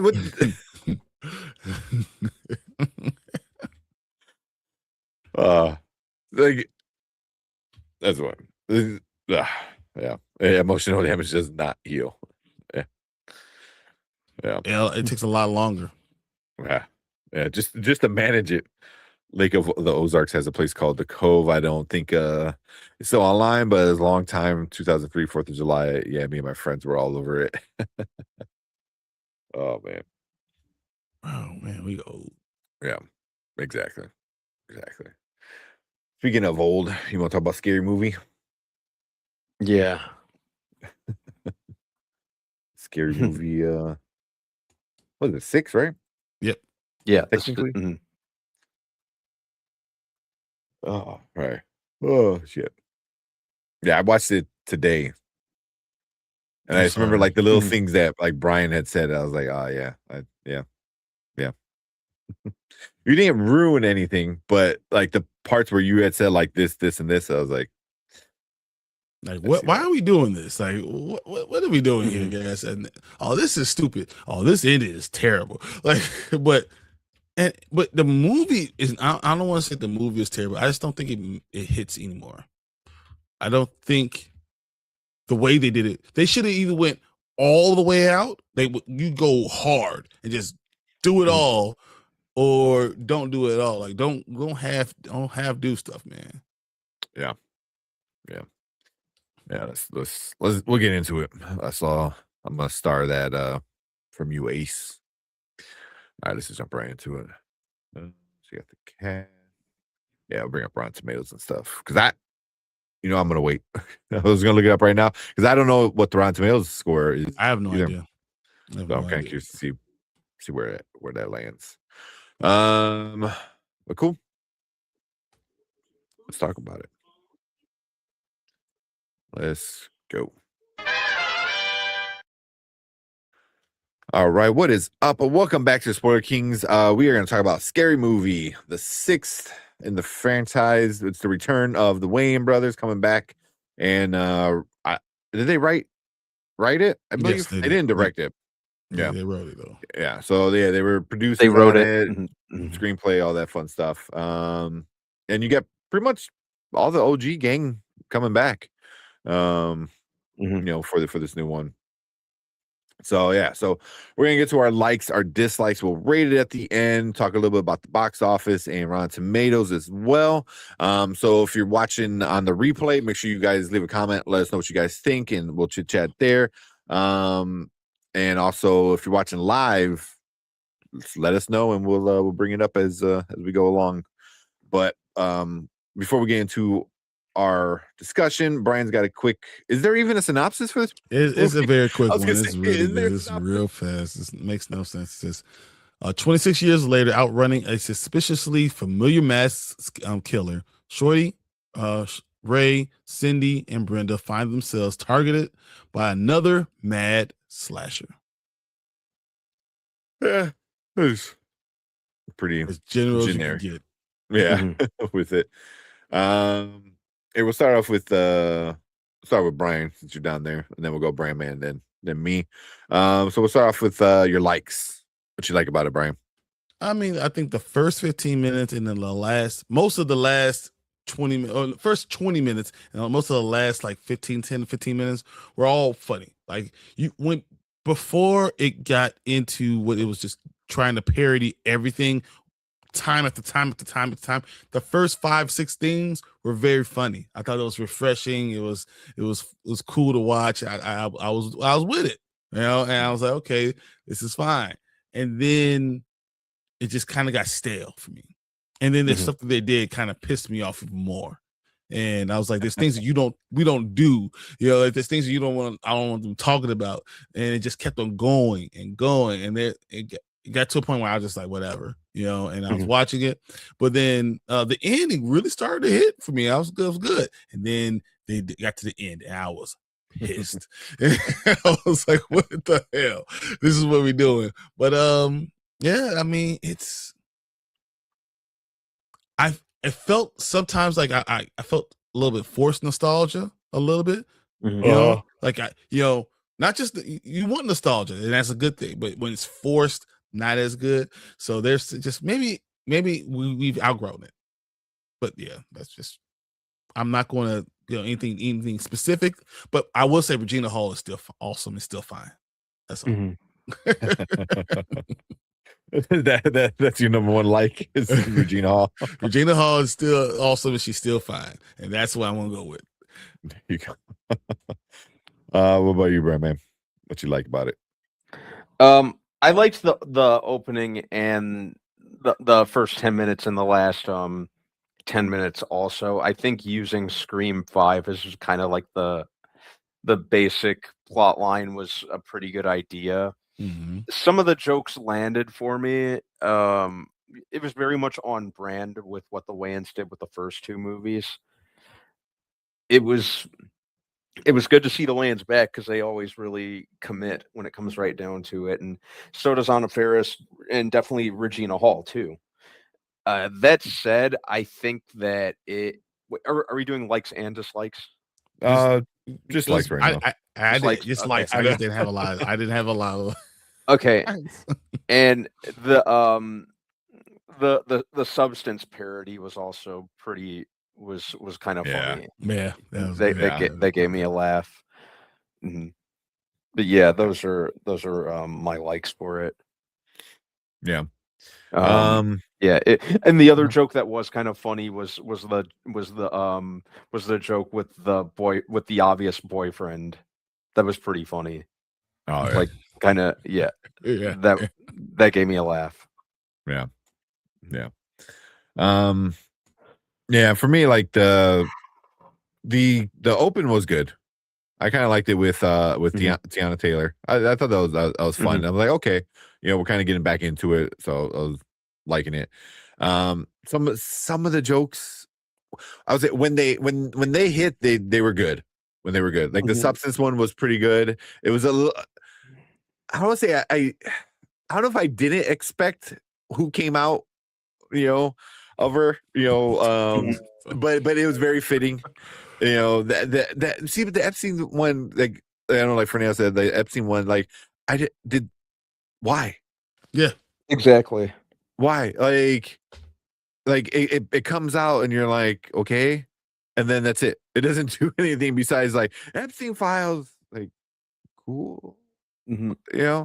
Like I feel like like they could have used that somewhere else and actually made a joke about it. Instead, they're just like, oh look, I found them. They're hidden in here. I was like, okay, that was a good joke. There's a few good ones, but so like when it hit, it kind of hit, with it. Did you guys like the Kai Cenat or any of that stuff? Like, the what? The Kai Cenat, like Twitch kind of thing they did with Shorty. It was okay. I think. That was feel like one that of wasn't for us. Yeah, that's for the younger kids. Yeah. It kind of seemed like it was an attempt with the movie trying to be hip or up to date. Yeah. Yep. Yeah. Because I mean, I watch some Twitch people and YouTubers and stuff like that, but like, I don't think I would ever lose my shit the way where people like lose their shit when they see like Kai Cenat, I forgot who the other bigger ones are at the moment. I Show Speed and stuff like that. People like go crazy. So, but yeah, that's definitely like more of a going after the younger crowd kind of thing. Definitely. Yeah. I agree.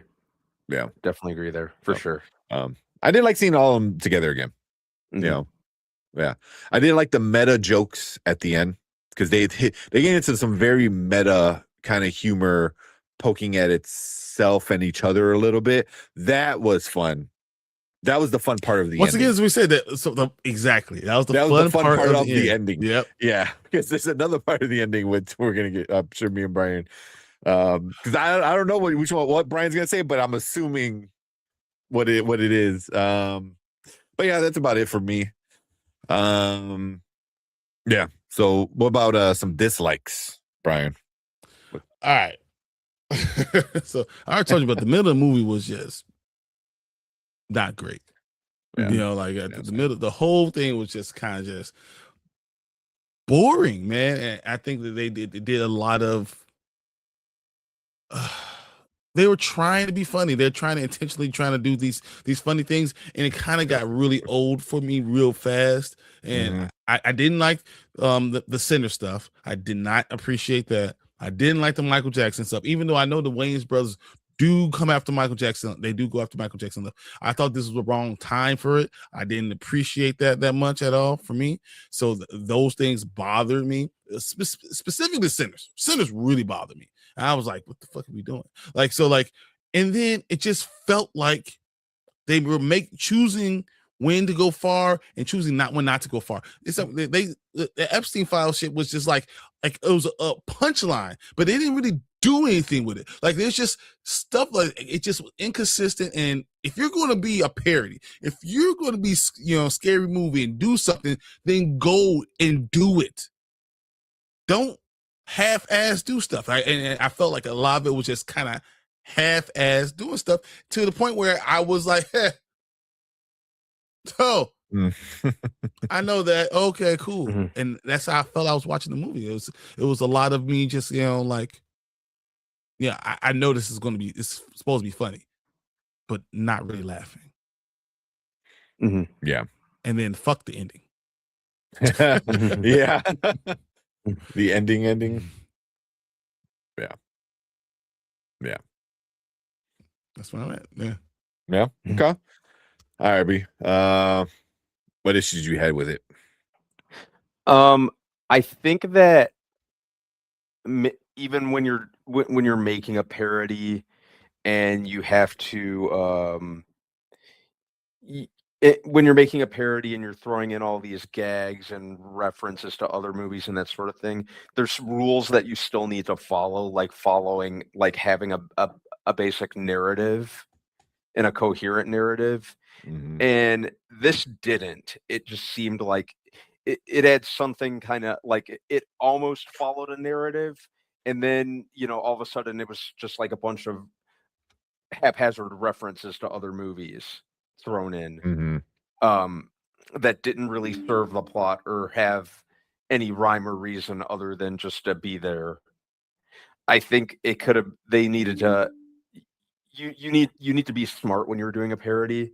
That's why like a lot of the old school Mel Brooks stuff works, like Blazing Saddles or Spaceballs or Young Frankenstein or the Police Squad Naked Gun movies. Even the newer one followed a basic narrative and didn't have all these dumb references just for the sake of having them. It did, the physical gags and the jokes did function into the plot. I also think that for a movie that touted how offensive it was going to be and how many lines they were going to cross and how they were going to offend everyone, it felt like they barely even scratched the surface there. It still felt very safe. A lot of the jokes felt edited, right? Can I say that? Yeah. It felt edited as hell. Yeah. Yeah. And compared to some of the other compared to the first two Scary movies and how over the top they went and just kind of went for everyone, this kind of felt sanitized in comparison. Yeah. But even the quote unquote offensive humor still felt very safe. I also, what else was there? I think they could have. I get what they were trying to do, like with parodying Scream 5 and going like more meta with it, but they could have done more with that. But it was that said, it's kind of one of the lower tier parody movies for me. It didn't quite get as bad as like Disaster Movie or Date Movie or Meet the Spartans. It was never that bad. No, but those are the worst of the worst. Those are the worst of the worst. But I've seen enough Wayans movies to know that they're capable of a lot better. So it just really fell flat for me. Yeah. Yeah, I'm right there with you. This, like, I think sanitized and flat is like are good ways to put it, because like you said, like they said like, oh, we're going after everybody and blah blah blah. I'm like, okay, and it was like, oh, you went after the people and the groups that I think I knew you were gonna go after, and then that's it, like I was like, okay, and then like right when you're about to like touch on something maybe a little bigger, like the Epstein files, like that felt like so out of place. I was like, oh, what are we gonna do? What was the point of even doing this? Or even like I was like, because the Epstein files with the hand comes out first, I was like, oh shit, like what's gonna happen? Like is there gonna be like 100 kids coming out of this body and like with like 5 old men, something like that? But there was no payoff to it.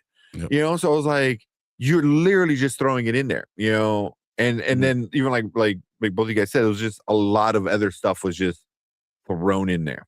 It's like, oh, well, we need to fill up the time, so here's Kaisenet. And I was like, okay, like the Get Out thing, great. And then it led into this animation thing that just felt weird. What are we doing this? This doesn't make any sense. Why are we doing this? But then I think you could have done something cool with it instead of making it just like sex. I was like, okay, I guess you wanted to have like a sex scene, and the best way to do it is like animated, goofy kind of thing, But yeah, that's what I was like, because like the Get Out thing, I felt was cool, was a cool moment. And then he went into the couch. I'm like, oh, what are we gonna get? And then we got that, and I was like, okay, like that's the thing. I would have loved them to just do an entire Jordan Peele parody to just go off of everything that he was doing and just go hard on that.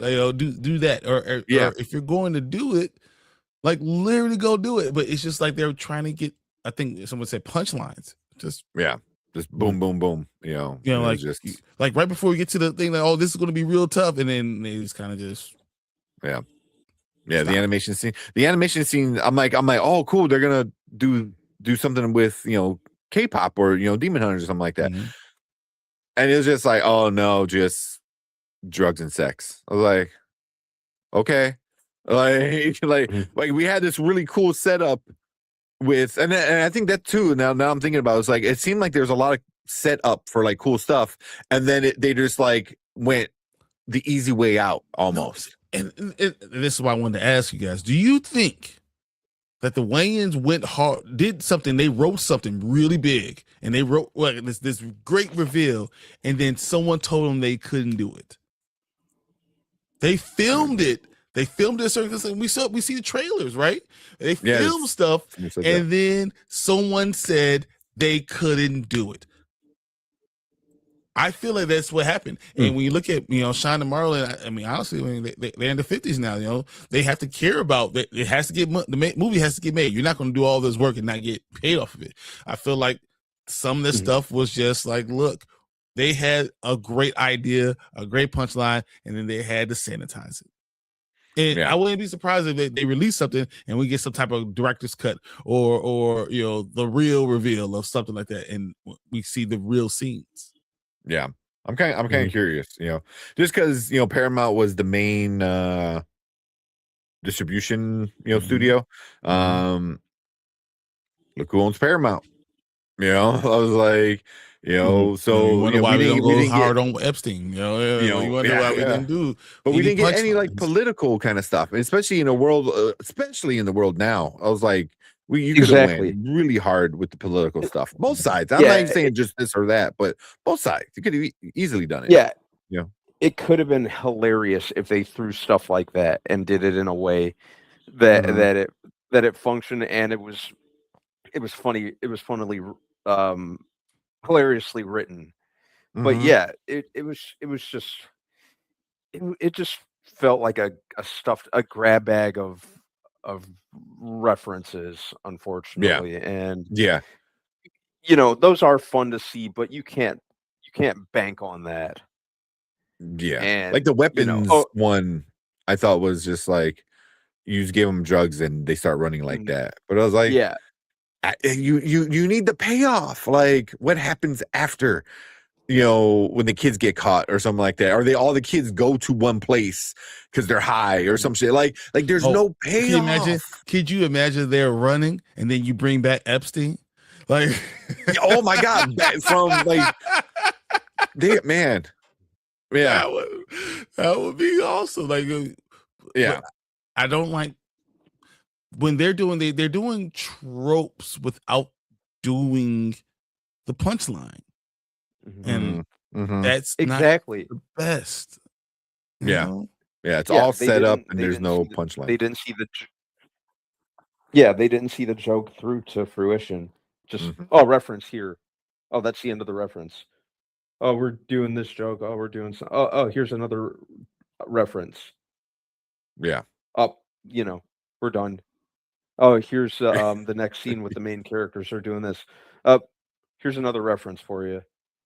But I feel like there's things in between that was filmed that was there that they cut out. Could have been for sure. Yeah.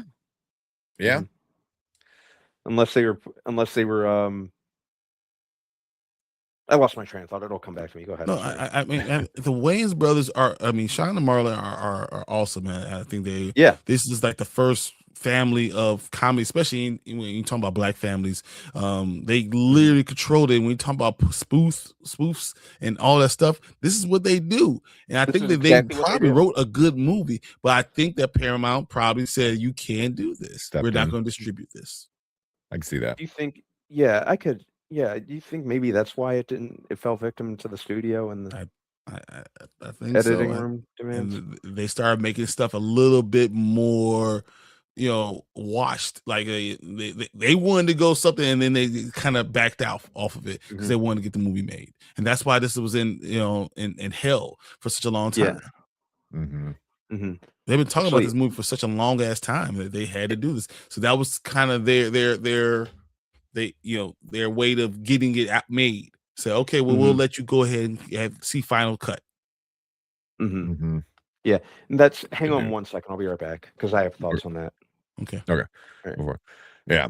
They, the Squid Game stuff, like you said, the marketing wasn't there. Travis said had Shorty run into the Mutant Mayhem Turtles, then got stoned. That would have been funny. How about well, can we just talk about the ending of this fucking movie? Oh yeah. So that's the one that like was the final straw for me was because it set it up with who the killers were. I don't want to get too spoilers. Yeah, the quadruple ghost face. Yeah, and but then it turns into like them kind of making fun of each other. The Wayne brothers calling out Anna Faris, like, oh well, you were in this, and she's like, yeah, but I got to work with the great Charlie Sheen. Yeah. Like, so there was like jokes, and even like with Anthony Anderson, like, oh, because I know he was trying to behind the scenes trying to get the movie done, and stuff like that. So like there's a lot of back and forth of meta jokes making fun of each other. I have no problem with the ghost. That was stuff. awesome. I didn't have any problem with the Anthony Anderson, the Shaquille O'Neal, Shorty. I had no problem with Shorty and Ray. I had no problem with that. That I thought that was funny, and they're all messing with each other, calling each other out and stuff. But then after that, what they did to Cindy's daughters and her friends. Yep. I thought like I kind of get what they were, at least I assume what they were getting at. And it was getting at is like, you can't replace the originals, and that's also speaking to the studios. Like you can't make a new Scream, and then just assume like, oh, it's gonna be good, So it was like the Scary Movies 3, 4, and 5 you did, that was bull crap because you guys didn't do it with us. Yeah, so it was definitely like we're the OGs, we're the people, and it spoke to other like Scream and other things that old movies that they're trying to bring back as requels or whatever the hell they call. So like I get that, but it just felt, dude, I didn't like it. Of I don't know, the fire stuff and doing this with kids, bro. No, what are you doing? Yeah, no, like what?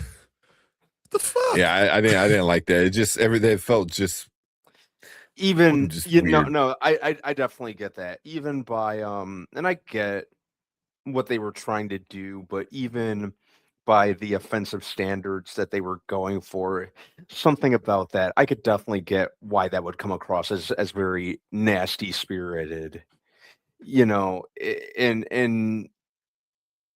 and even though they're saying, oh, we're going to cross all these lines, we're going to offend everyone, we're going to do this, and this, it just came across too try hard, even by those standards. I think there were other ways they could have approached that. So that's absolutely valid. I definitely understand that. They could have done that in a different way. And yeah, it just felt like they just didn't. They did. It felt really undercooked. Oh, 100%. Like they didn't know how to end it. They didn't know how to end it. Yeah. They wanted to do like F you to the studio. We're the OGs. We're the ones that this is our franchise. But then that's it. It was like, I was like, what? This is how and this is the end of the movie. And this is where we're just gonna leave you like this. And it just but it's also like, but it's the Wayne brothers, that did it. It was like like they even say it in the film kind of a little bit, where he's like, oh yeah, like there's a bunch of us, so it's like, couldn't you like have this franchise and pass it down to like your nephews and It's all your so other funny family because members. Damian Wayans Jr. They have people that are in show business that you could have said that we're going to kind of do something with. They could have done that. I like Greg. He was the football guy. Yep. I thought he was pretty funny for the little bit he had. Like I was like, okay, I would like to see a little bit more of him. But you just undercut that by like, oh no, it's us. We're the franchise. And I was like, okay. They should have literally done it. Imagine this. So they do this and they're going to burn the house down with the kids in it, and the kids find a way out of the house and then come back a little bit later and they get them. Yeah. That would have been cool. Like they think they won, and then the kids actually come out was like, hey, you're done, old man, kind of thing. Old man, exactly. Not Yeah. we're going to put you and lock them into a sane asylum. Yeah. Because even that would be a cool callback to like when you first meet Shorty in the movie, and they even said like, because they call him Unc, and he's like, oh, that's messed up. You can't say that. I felt like, okay, so like you get offended by somebody calling you Unc, and then he's actually their uncle, in the movie and stuff like that. So, but it's like, but that would have made sense because a lot of that was like, oh, I let the old people work, I sit and back, so like them coming back and like, hey, sit down, old man. I think that would have been like funny to those jokes you had done early in the movie. A good callback, exactly. And set up for another one where you could have had the kids. I don't know. It just was. It didn't hit the way I wanted to hit. And I think, and maybe my displeasure it goes with it felt like it was the tone wasn't consistent. It was very jarring. It was kind of just the pacing was kind of just off, and it just didn't end the way it needed to end. If you start off really good and you end really good, we could forgive a lot of the middle. Yeah, that's all. Yeah. And Tony said, death doesn't mean anything in a spoof because Ray, Shorty, and Brenda all have died before. Yeah. That's true. True. Yeah. But that's why you could have killed them, and they could have literally just like in the next scene, came back and like, we got you. It's like I don't know. Oh man. But okay. Let's jump into our ratings. We'll finish this one off. Where we at? Put that there. So we'll rate it a now, a later, or a never. Now means you gotta go check it out the theater ASAP. Later means wait till it's home, stream it, and never means just skip it altogether. Brandman, what you giving Scary Movie? As much as it pains me to say this because I was really looking forward to this movie, especially when they announced that the Wayans were going to be back, I have to give it a never. Oh wow. It kind of pains me to say that too. Okay. It's just a mishmash of pop culture references. They don't go as nearly as far as they could with the idea. They had a great idea, and this was a great time to do it with the Wayans coming back. And they had a lot of content that they could have played around with, and it really needed to follow a narrative, like a coherent narrative. Spoof movies still need to do that, and it just didn't. They were just throwing in all these half-assed references. It just seemed really low effort for the Wayans brothers when they're capable of a lot more. They just didn't run with it. Like I said, I was really looking forward to it. They said that they were promising they were going to ruffle so many feathers, and even that was by the numbers. Even they played it safe there. It could have been a lot more, and this would have been a great time because we're getting like this parody resurgence. We got Naked Gun, we have Spaceballs next year, we had this year. So this was a good time, but it just seemed like they didn't try hard enough. Yeah. Okay. What about you, Brian? Unfortunately, it's a never. Never. What about you, Brian?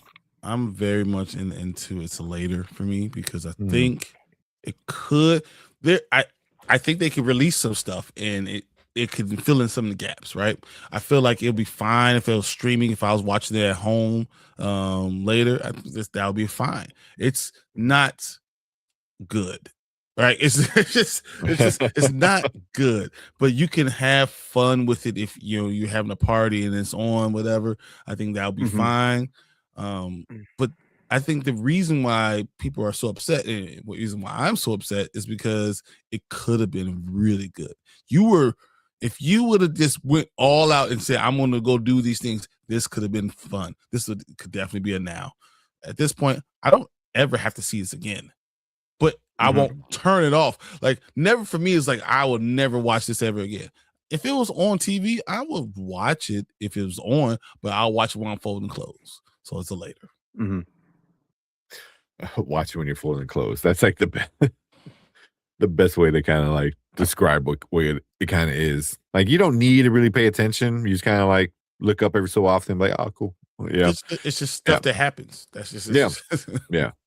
And that's why like for me, I'd probably give it a later, just because at home you might have a better time with it, where you can sit on your couch, be on your phone and watch it, or like you said, doing the dishes, doing the laundry, and they kind of throw it on there and like, oh, I'm gonna check it out, see what's going on. Because you're not missing anything. Very much everything Brandon said is correct. It's just a bunch of random pop culture references. So some are even old, like that Sinners one, and there's like, I'm not gay no more. Like that is old meme, so so some of them are even old, even like the Mama reference, for the scary, the horror movie Mama. I was like, damn, like how that movie came out a while ago. I was like, that movie came out 15 years ago, right? Yeah. So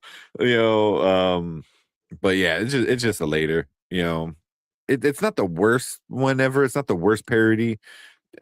There's some funny moments, but it's not what it should have been. It's not what it should have been. So a little disappointing. It definitely had some.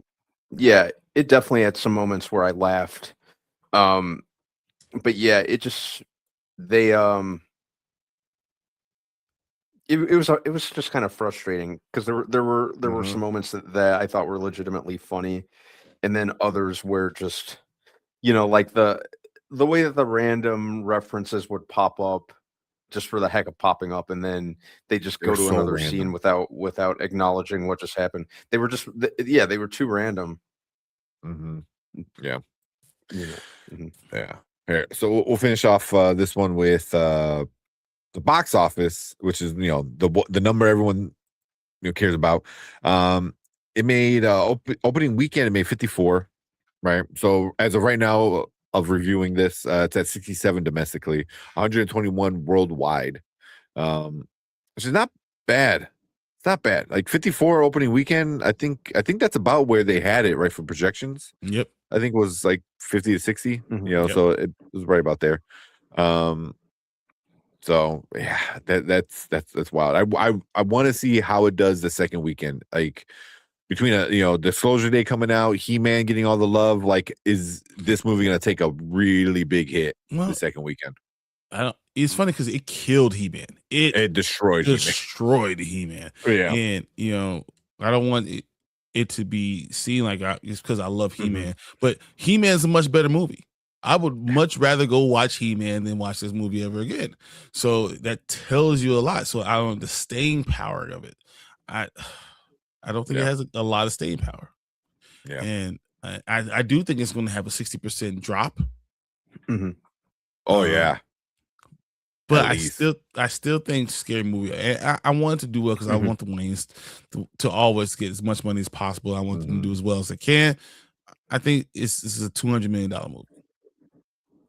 Yeah, with a $122 million opening, it's a $200 million movie. That's just what it is. Yeah. I can see this, especially with Paramount being, it was like I put it on streaming right away, so I can see this doing whatever minimum what 45 days or 60 days or whatever it needs to be, and then it's going to be on what was it?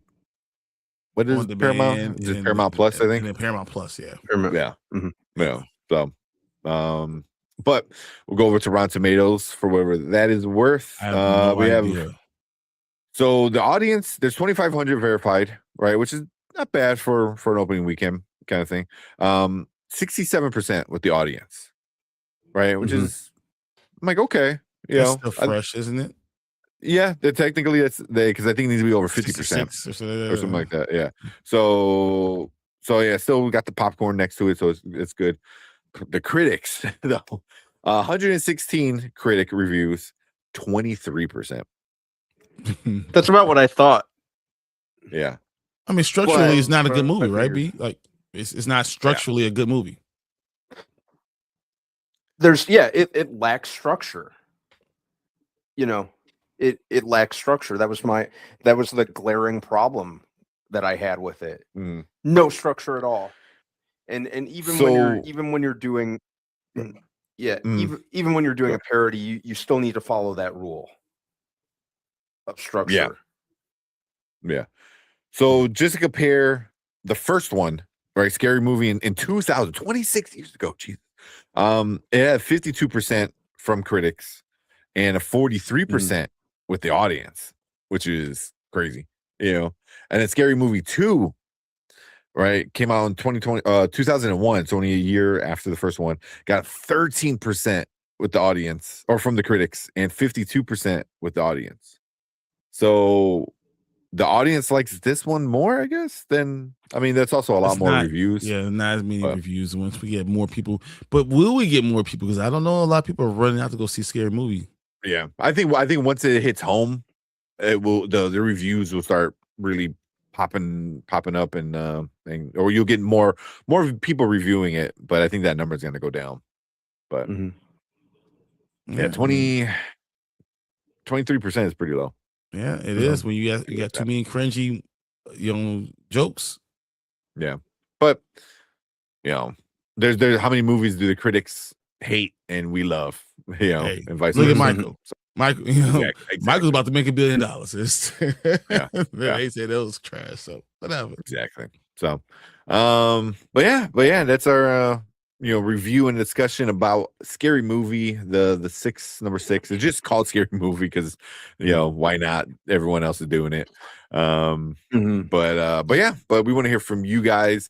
So if you watch it on the replay, leave a comment, let us know what you guys think about it. Did you like it? Did you hate it? Any issues, any parts that you really liked, let us know. And make sure you guys hit that like button, hit that subscribe button right down below, Brandman. We appreciate you guys coming and hanging out with us. And if you're watching live, you guys are awesome. We're gonna get to your comments right now. All right, because I know you guys got a bunch of comments. We got Kyle. What's up, Kyle, man? Kyle in the building. I saw him. I was like, all right. Oh man, it says looks trash. Forget being offended. Then jokes is outdated. That's why it's cringe. Yeah, that's the thing. The Sinners one. The first Sinners reference was very. Oh, this is an old meme. This is really, really old. So why are you doing this right now? I was like, come on. Yeah.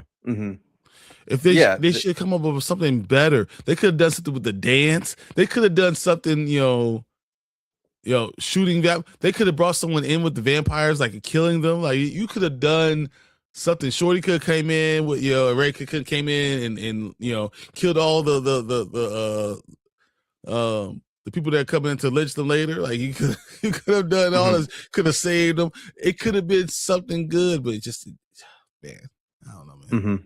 Maybe it's too long. Maybe it was just too long of a wait. Maybe. Yeah, well, and you know what? Yeah, they could have. They had more than enough time to craft this and a lot of even like newer content to play with. So they just, it felt like they had an idea a couple years ago. They never completed it. They sat on it for a couple years, and then they're like, oh, we forgot we had this kind of sitting on the top shelf. It they could have. there was more they could have worked in. You know what? I'm actually surprised they didn't do. This would have been hilarious. If they had a Melissa Barrera cameo, that would have been funny.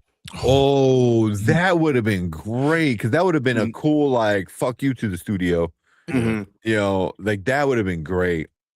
Like, if somehow, just for no fucking reason at all, because it doesn't need to be, if she's the killer, if she or one of the killers or whatever you want to do, would have been that would have been awesome. You got Anthony Anderson, you got Shaq, you got Ray, and you have Alyssa Barrera. Like, that would have been funny as shit.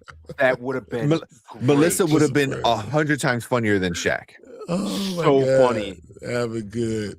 Yeah. And I get the feeling with her that it, you know, that would have been funny. Yeah, because especially with each role that I see her in, she grows more on me more and more.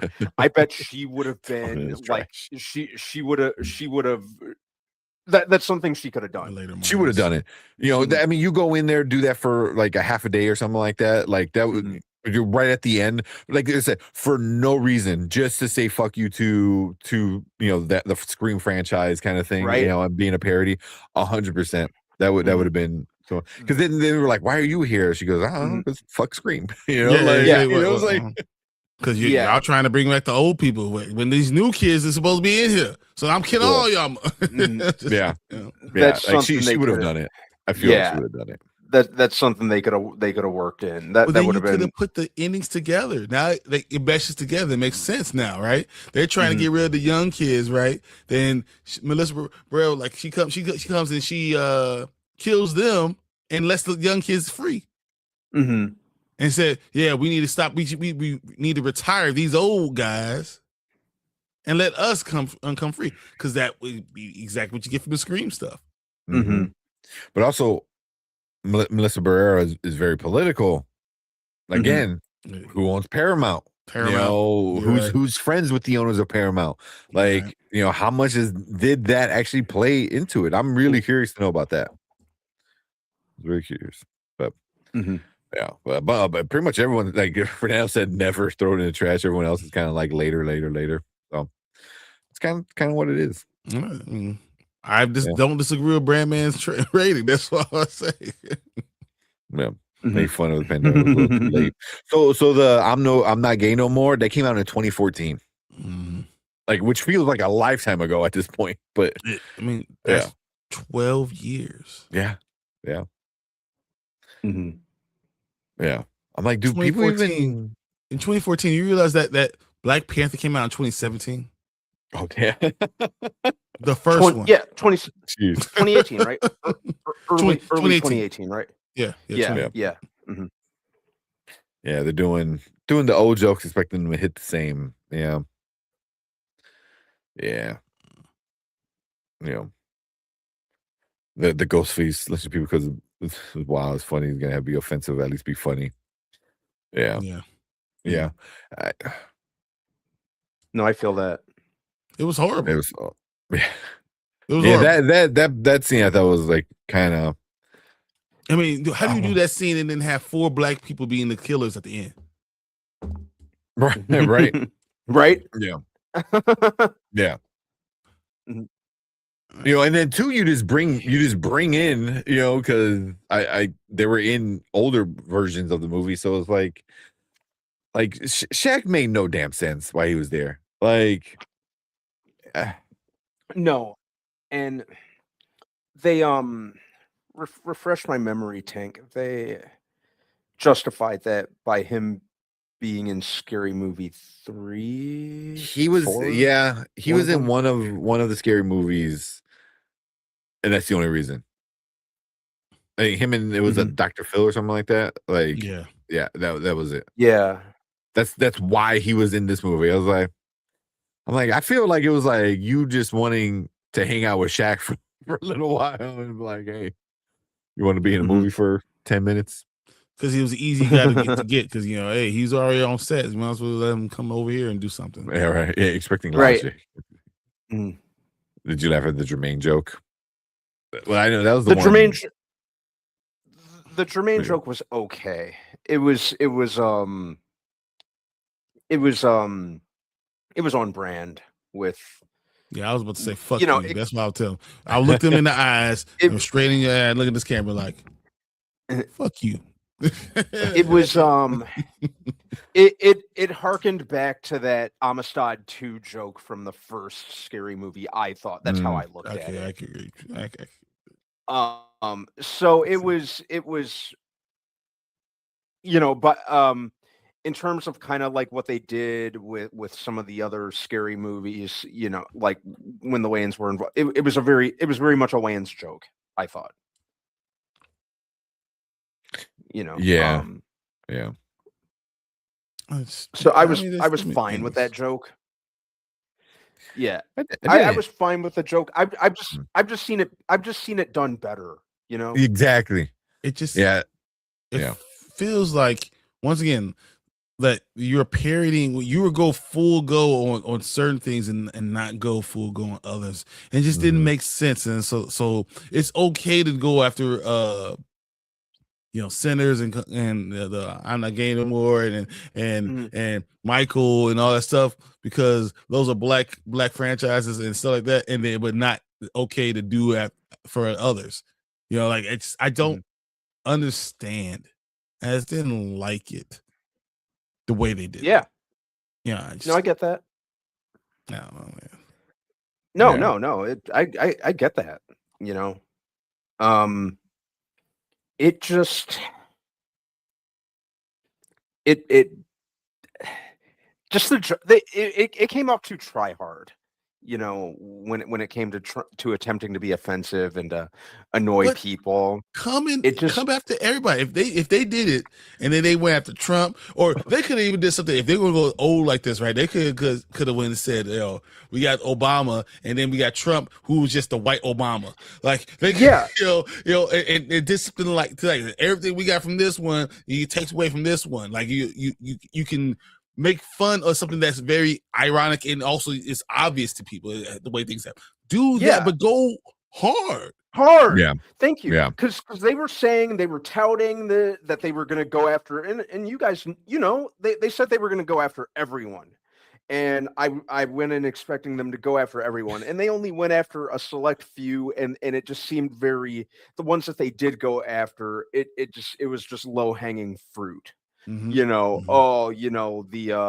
DEI joke, the transgender joke, the pronoun joke, the what am I missing? The Epstein Files one, the COVID one, and even those, it's all the jokes were like a one and done, and they didn't go as far as they could have. And they didn't make as good as jokes as they're capable of. Kyle says Brenda made a Trump joke and they cut it out. Paramount told them to do it. Really? That we heard. I'm not surprised. I'm not surprised at all. But isn't that what I said though? I think that there's the holes in the movie that we have problems with is because Paramount made them cut this stuff out. Interesting. That I didn't know. Yeah, because you could have made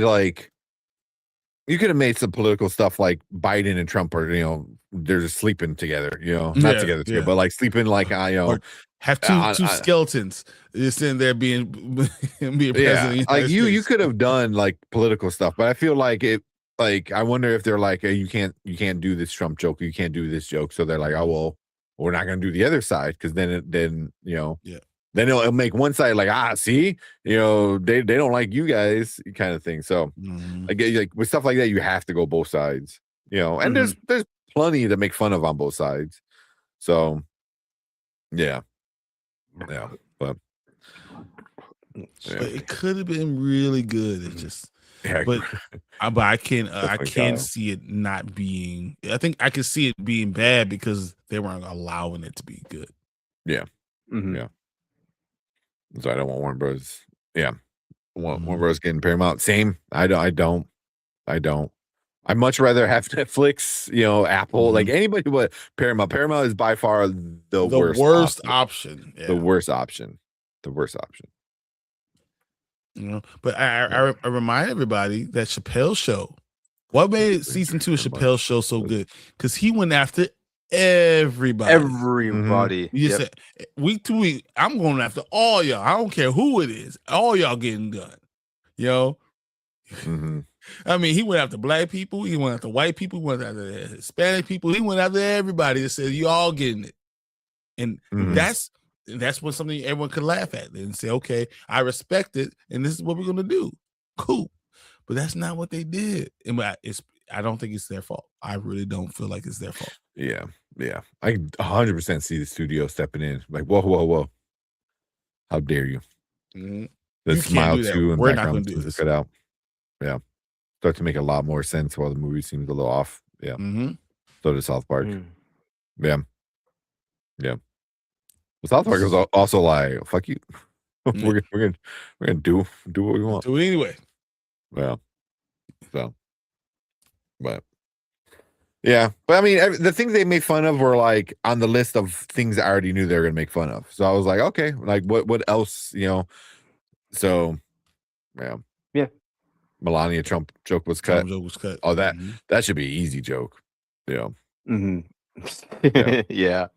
It's their fault. That was corny. But would it be corny if they had other stuff that kind of made it make more sense? I mean, it's a parody. It's a parody movie. There's gonna be corny. It's gonna be cheesy. It's gonna be.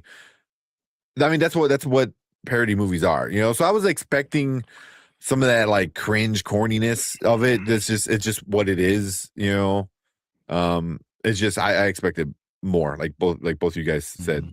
Like go full out, man. Go full out. Yeah. All right.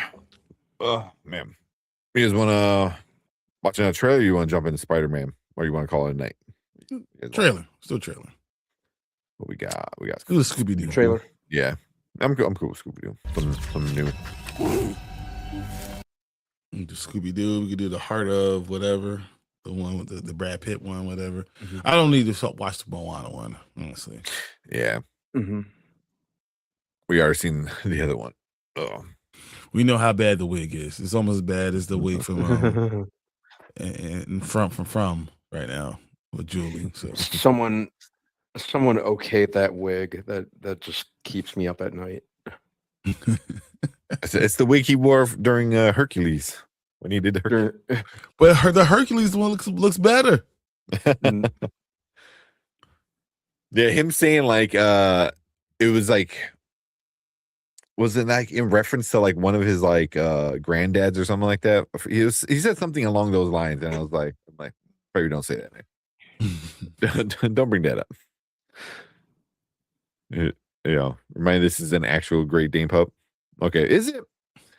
I mean, yeah, puppies are puppies. They all kind of, have the big floppy ears, more or less. Yeah, that is a Great Dane puppy. Yeah, they got the Sinner's blackface scene too. I would rather go if you're going to do it, go all the way. I want to see all the stuff. I want to be mad at everything you're going to do, because I'm less mad when everyone gets it. Yeah. We said, y'all Thor 5 yet? I mean, He-Man. I will not tolerate any. I will not tolerate any Masters of the Universe slander. Yeah, what'd you say? I will not. Yeah. I will not tolerate any He-Man slander. Yeah, we're all fans. What'd you say, Kyle? You want some? That's what you saying? You want some of this power? That's what you want?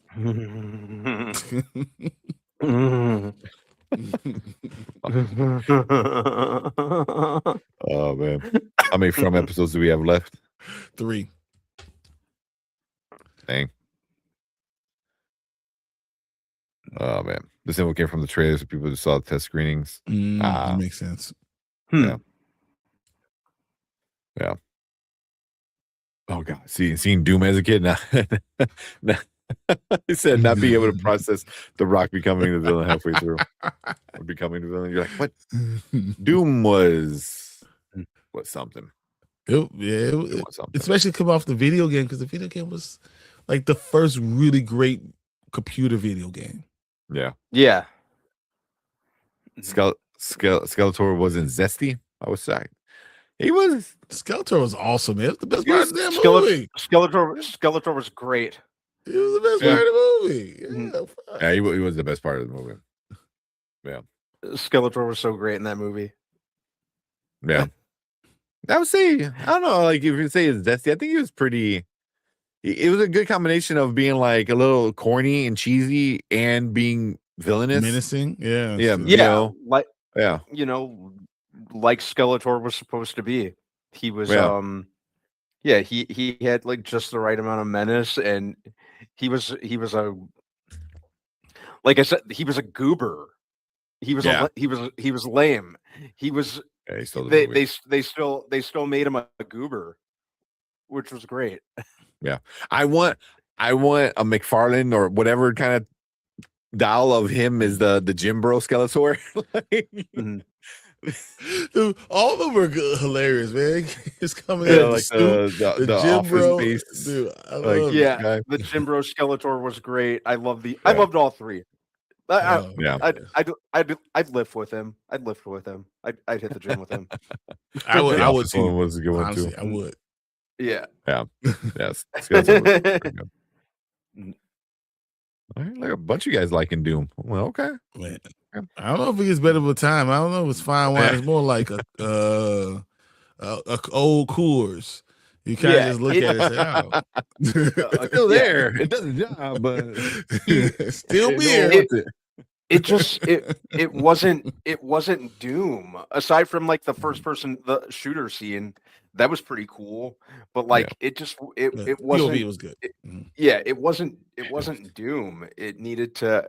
You know what a better Doom movie was than the actual Doom movie was Event Horizon. That's good. Yeah, I agree. But yeah, it's watchable. Oh man, yeah. All right, let's check out this trailer. Hopefully, we can get the Spider Noir. Right, let's check it out. Where are we at? All right, let's go. Okay. All right, what is up? Welcome back to Spoiler Kings. We got another trailer reaction for you guys tonight. This is the new Scooby-Doo. I believe it's Netflix, right? Just Netflix teaser trailer right there. Yeah, live action Scooby-Doo. Got a first teaser. So let's see what we get.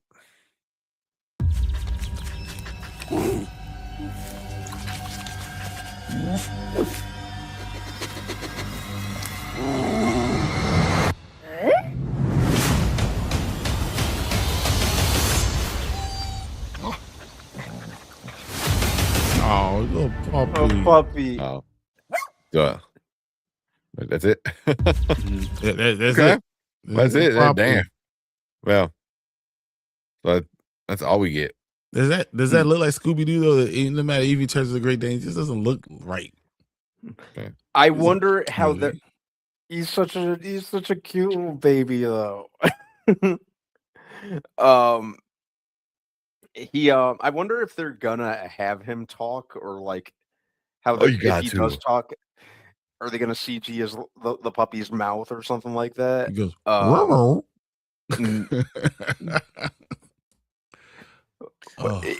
it's Scooby-Doo, so I'm gonna give it a shot any way it goes. But yeah. I wonder what the tone of this show is gonna be. Yeah.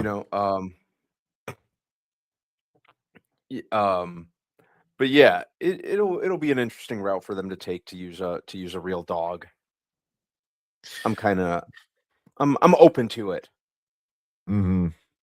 Mm-hmm. Yeah. Yeah. Mm-hmm. I feel like we got an origin story in Scoob, Yeah. With Shaggy and Scoob met for the first time and stuff like that. Mm-hmm. And I didn't necessarily mind. I didn't necessarily mind the Scoob movie. I thought it was like a fine time waster. God, I should have seen it enough times because my son loved it for whatever reason for a month. Mm, so. That's all we watched. But yeah. Yeah. Yeah. Yeah, I'm just curious to see more. Mm-hmm. I'm going to watch it because I've always loved Scooby-Doo. So it's getting watched. Yeah. Yeah, just it's enough to kind of hook my interest. As simplistic as it was. I did see the entire cast. I like the cast that they got for Mystery Inc. That looks cool. The first like promo image of them that looks pretty legit. But yeah, just how they're gonna handle Scooby is my big question with him being a real dog. Yeah. I mean, he's the title character. Like, yeah, so he has to talk, right? He has to be. Yeah, he has to. And it'll be really interesting to see how they handle it because we're used to seeing to Scooby being so much more than your average dog in terms of his movements. Obviously, him being able to talk. A lot of the things that he does that you just can't do necessarily with a real dog. So when people say, "Oh, I want him to be CG," I get that. But at the same time, I'm kind of curious to see, just what the approach is going to be. That's my big thing. Yeah. Okay. What do you think, Brian? I'm a huge Scooby-Doo fan. Like, I'm talking about, I love Scooby-Doo. Like, I got all type of stuff Scooby-Doo, like everywhere. You see on my sweater, I have a sweatshirt with Scooby-Doo. I love Scooby-Doo so much. I don't know. I don't know if I need a live action Scooby-Doo. It's, to me, it's fall into the realm of what I said about Lion King. Do I really need a live action Lion King? If we already have the story. It's already a great story. Do I really need to be live action? I don't know if I need the animals to talk the same way. But in Scooby-Doo, if he doesn't talk, what the hell is the damn point? So like, so like, do I really want this? I'm not sure I do. And there's some Scooby stuff that I hate. Velma was something I literally hate. Man. Like it's on my shit list. Like Forever. the title number one forever. Like I never want to talk about that ever again. I hated Velma because I'm just like you. Like I love Scooby-Doo. I have so much Scooby stuff, so many Scooby-Doo t-shirts. I love Scooby-Doo as well. I've always loved Scooby-Doo and I always will. So like I think that honestly, even though the general consensus on the two live action Scooby-Doo movies we did get were kind of like mixed to negative, I love them. The first two were great. The first two are great. Like they the casting was perfect. The way they handled Scooby was perfect. I think that they were self-aware enough, but still respected the original the original Scooby-Doo series. I still rewatch them from time to time. Those are my live action. When I talk about Scooby, those are it. That's what those should be. I want a Scooby-Doo like a Supernatural. Not like the Supernatural Scooby-Doo TV show, that one, but like Supernatural. Like I wanted a little bit darker. I wanted a little bit realer. I would think that would hit better for me with real monsters and seeing sometimes people and then seeing sometimes it's not just people. I would want something like that. I don't know if this is going to be for what I want from it. Yeah, and you could and the good thing with the franchise is you could do exactly that and you wouldn't be breaking away from traditional Scooby-Doo. You could still make it work. If it wasn't some dude in a mask. Exactly. I think that heck, run with that. Bring on Netflix. Yeah, like I loved the Sabrina series. I thought that was dope. You know, like if they did something like that, you know, totally, I'd be here for it. But yeah, yeah. Are you going to be running out to see this? You know, it's Netflix is going to come be released. Will you be happy to see this? Is this something that you're going to want to see? Being a Scooby fan, I need more. I need something more to go on. I need more footage. I need more set pictures. I need more of an idea of where they are going with this. You're not going to spoil anything. See, this is something that is different. That we talk about some trailers. You don't want to spoil what's going to happen. You can't spoil Scooby Doo. It's Scooby Doo. You know, we've been around out forever for at this 60 point. years. You know, for 60 years you've had it. So you need to go ahead and you know, give us a trailer, get a feeling of what's going on. Because you know, you can say I love Scooby Doo, but I get more something like this, like Velma, and I'll be pissed off, and I don't want to see that. So, like, you know, I want to see what this is, and if it's decent, I'll be there. Yeah, I'm curious about this, about the fellow who's going to be playing the younger Shaggy, because yeah, I think Matthew Lillard is to Shaggy what, say, like Hugh Jackman is to Wolverine, or Robert Downey Jr. is to Iron Man. So you got some big shoes to fill. I know you're gonna make it your own. Good luck, dude. Dude, you're on the same level as freaking Harry Potter. That's you have the really big shoes to fill. Yeah. But yeah, I'm just waiting for more to go on to get an idea of the tone with this. Because even reading up on the synopsis, I didn't get like the kind of traditional, kind of quirky Scooby-Doo feel from reading the synopsis. I don't know if anyone else read it. No, I haven't read it actually. Yeah, I can't get a read on it. I can't tell if it's going to be comedic, if they're taking it more seriously than some of the other stuff. Or is it like childish? I gotta get more of a. I need more to go on. Yeah. I want to see the crew together, at the very least, in some kind of trailer or teaser.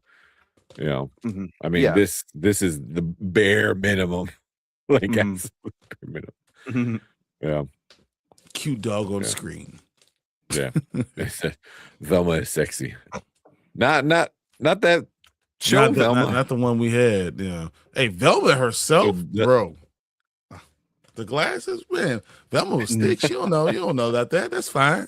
I have no problem with that. I'm more of a Velma than Daphne any day. To be honest, me too. And I'm just saying, Linda Cardellini looked great in the live action movies. Boy, good Lord, godly, yes, 100%. Yeah, I was like, oh, we're gonna get this very attractive woman and pretend she's like dorky. I was like, okay, yeah. And then I think in the second one, you put her in like a bikini dancing on like the bench. It was like, okay. Is that Daphne who? Well, I think that was the second one, right? That was the second one. Yeah. Yeah. Zombie Island, whatever. Yeah. That was the first one. Oh, the first one. That's the first one. I can't remember. Yeah. They had her in like that leather onesie in the in the second one. Yeah. Oh man, that's funny.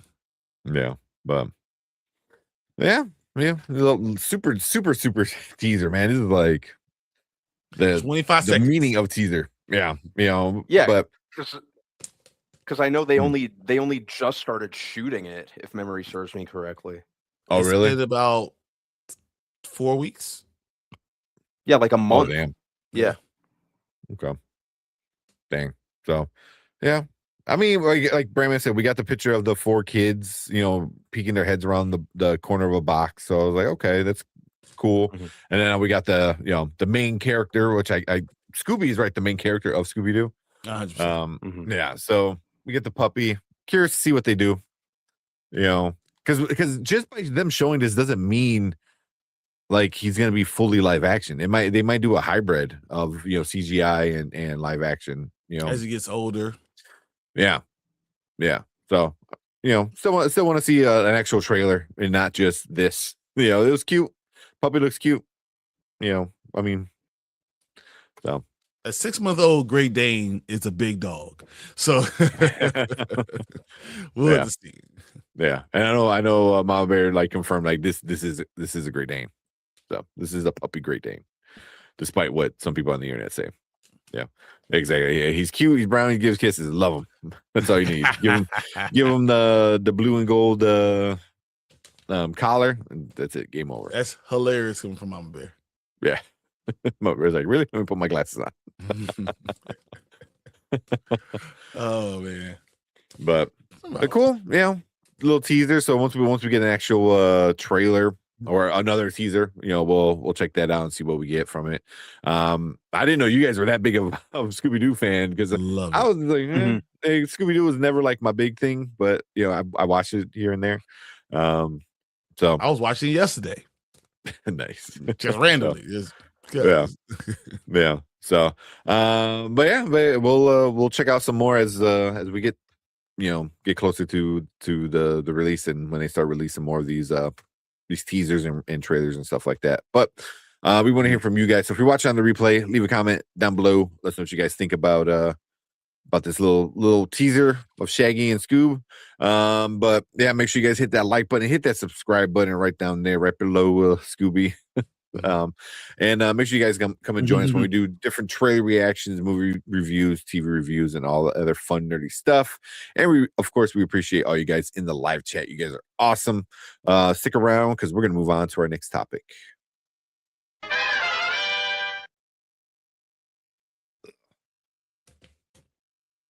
All right. What Lawrence Travis said reminds me of when they did Men in Black International. Got a random pug and just said it for Frank. Like nothing like him. Oh, man. We'll see how Scooby-Doo does. I don't know. We'll see. Mm-hmm. I'm kind of curious with the tone, because especially after what Bearman said. So yeah, I'm waiting to get an idea of the tone. That's gonna be a major sell. They could do Stranger Things, and you do Mystery Inc. like you do, but it's Stranger Things feeling, so a little bit darker. Mm-hmm. I mean, that could work. Yeah. Mm-hmm. Yeah. But yeah, so much Scooby-Doo content that really, really lands for me. In addition to, because I have a feeling Brian especially can relate to this. It was not only the original Scooby-Doo that would come on reruns, but I was getting into a pup named Scooby-Doo at the same time as a pup named Scooby-Doo. That was, and then I think as a teenager, I just, for whatever reason, I really, really got it was Scooby-Doo on Zombie Island. As a teenager, and then I want to say around the same time they announced that they were making the live action movie, and I remember as a kid following that was one of the very first movies that I followed the entire production history of, and from the casting, from the casting to the shooting, I was always looking up set pictures. I remember I don't know if anyone remembers this teaser trailer when I snuck out of school to go see Harry Potter and the Sorcerer's Stone. They put out a Scooby-Doo trailer, and the teaser trailer for the original Scooby-Doo is one of the best bait and switch troll trailers that you will ever see. It is awesome. I don't know if anyone, because they frame it like it's a Batman movie. I don't know if anyone remembers that trailer. Remember that? No. Oh man, it's so great. I remember seeing that. I remember hearing about this trailer, reading about it online, reading a description about it, and not knowing if it was real, because it's they show this mansion and the narrators throughout the ages. There's been one hero standing watch, and the trailer's panning through this dark house, and he's it's he moves in shadows. He's cloaked in mystery, and in the summer of 2002, he'll be called upon yet again to save the world. And they're playing the Danny Elfman-esque music, and then it shoots to this someone standing out the window, and then Oh, you with see the like ears. this figure with pointy ears, and then the camera pans around, and it turns out to be Scooby, and they do like the record scratch, and he looks at the camera and he's like, "Who, me? Oh," and I'm like, that is awesome. That's funny. I did not know that. Man, like everyone I bet you in the remember. theater, I remember it. I definitely you remember it? Yeah. Admit it, when you saw that trailer, you were fooled big time, right? No, the fact is, you know what? I had no idea what it was. I had no idea. I was like, when they come on a new Batman? What the hell? We just came out with Batman. Yeah, I didn't hear anything about it. I didn't hear anything about a new Batman. It's Scooby Doo. Okay. That's funny. Yeah. Well, I guess it would be stuff like that. Scooby Doo's Warner Brothers, right? Yep. Yeah. Yes. Yeah. So it would have been pretty easy to do. Mm-hmm. Oh man. Delta Dan, what's up? Says I probably missed the Spider Noir review. You did not. What do y'all think? Oh no. Let's knock this out real quick. Let's tell you what it is. Right, try to knock it out? Yeah. Let's do it right now. Why not? All right, whole season. Yeah, let's go ahead. I'm down. Well, I mean, we don't have to talk about the entire season. We just kind of sum it up. Yeah. What we think about it. Yeah. Okay. Yeah. Cool. Let's do it. All right, what is up? Welcome to Spoiler Kings. We got Brandon, Brian the Grizzly right here. I'm Tink Kramer, and we're gonna talk about Spider Noir. Finally, I was the one dragging on it. Finally got to finish watching it, so we're gonna be talking about all 8 episodes, 7 or 8. Can't remember. 8. Eight, right? There's 8 episodes. Yeah. So, because 6, 7, 8 was awesome. Yeah, that's kind of where it was at. So we're not going to break down each episode. We're going to talk about the whole season as a whole, all 8 episodes together. Usually be a little different than our normal movie stuff. But we'll get into our ratings at the end and then rate it of you should watch it now, later, or never. So if you're in the live chat, let us know what you guys think. We'll get ready for that. We'll start off with Brandman. This what you think about Spider Noir with Nick Cage? Overall, I really enjoyed it. I thought it was a good change of pace from a lot of the other Spider-Man content that we're used to. Mm-hmm. I like that Nicolas Cage was just able to do his Nicolas Cage thing. He I enjoyed a lot of I like it was almost like an homage to traditional like detective noir. Mm-hmm. It was Dick Tracy. It was Dick Tracy, which I loved. I thought that was super cool.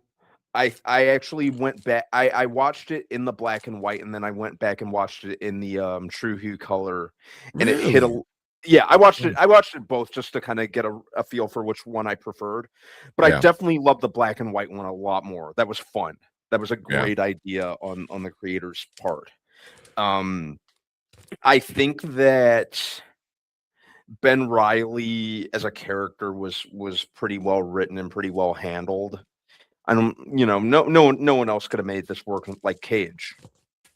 And I liked his relationship with his secretary. I liked his relationship with Robbie. I thought they were pretty good characters too. None of the characters kind of felt like dead weight or got in the way of each other, which was good. And I think it did enough with its premise too, and it held my attention. I don't even remember looking at my phone at all both times I watched it. I had the phone in the other room. Nice. Mm-hmm. But it was a fun watch. Okay. Did you watch all? Did you watch all 8 episodes together, or did you split them up? I watched them. It took me like a day and a half, 2 days to finish the entire thing. Okay, that's not too bad. All right. What about you, Brian? What you think about the season 1? Man, if I want to be real honest with you, it took a while for me to get into it. It really did. I was reading other stuff, I was listening to other stuff and watching other stuff. And the first 4 episodes were okay. Like It literally felt very much like I enjoyed seeing the techno noir type of thing, the Dick Tracy type of thing, but it didn't hit me as Spider-Man.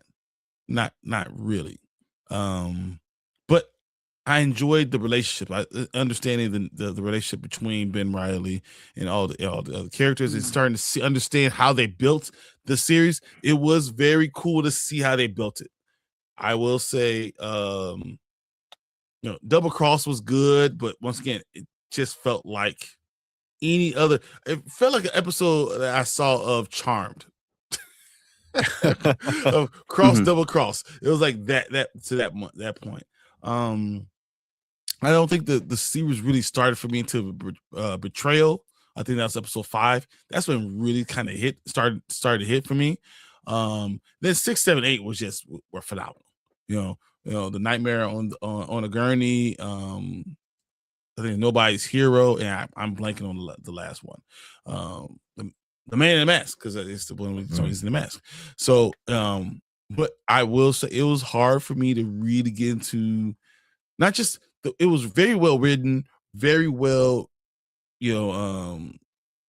just typed and acted and everything, but I didn't love it until it got a little further along. And I think that it might be just me. It might just be the way I was wired for this time watching it. But it literally took me, I had to force myself to really put it back on, because there wasn't this inner desire to jump back into that world for me. And I'll be lying if I said it was. Yeah. And then how'd you watch it? Black and white or color? Oh, black and white. I want black, but I did watch like 5 minutes of color, and I turned back to black and white. It felt weird. Yeah, watch, because a lot of the clips I've seen afterward are all in color. And I watched it in black and white. It's meant to be in black and white. I think it felt like Bewitched when they switched Darren's going to color, and it was just not right. And I was like, like something's off. Yeah. For me, like very much like Brian, because I remember Brian came over to my job and dropped something off, and we had talked about it really quick. And I told him I'm like, are you not liking it? Because I'm not really liking it. And you were like, yeah. So luckily you finished it. And you had told me like, keep going, it gets better. And then Brandman, said the same thing. Like it gets better as it goes. And the first 4 episodes were just like, oh man, like something was just off. It was just off for me. I didn't really just care, and it wasn't the acting.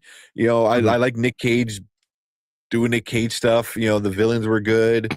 Silvermane I thought was awesome. Like everything was good. It just wasn't pulling me in, because and the first 4 episodes were more detective.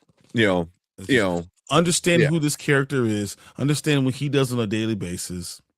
Yeah, he's no longer Spider-Man. Oh, the Spider. I'm sorry, the Spider's no longer the Spider anymore.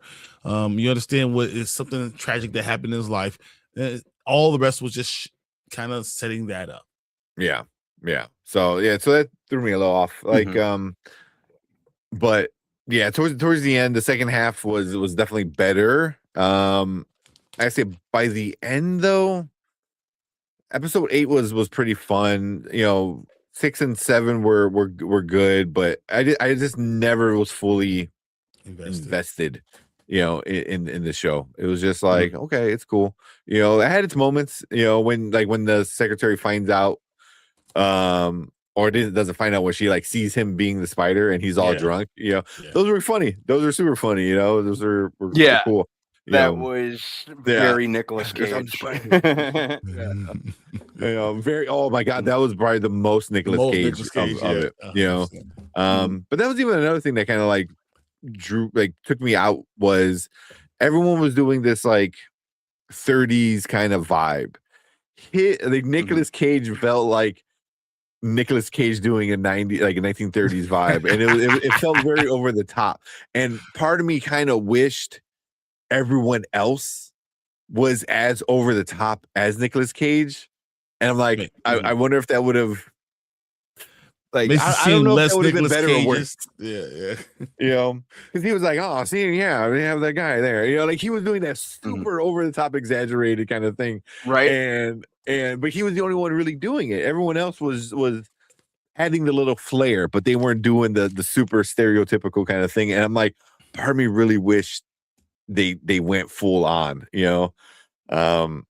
But like that's kind of my biggest complaint is like I wish they would have went full on stereotypical 1930s, because like it can't just be just Cage, like it's got to be all of them. But can I ask you a question though? Which character do you think was the best besides Nicolas Cage?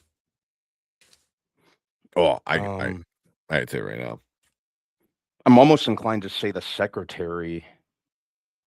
She was awesome. I like. Awesome. I liked Karen her. Rodriguez is good. I like her. Yeah, Yeah. she was really good. Yeah.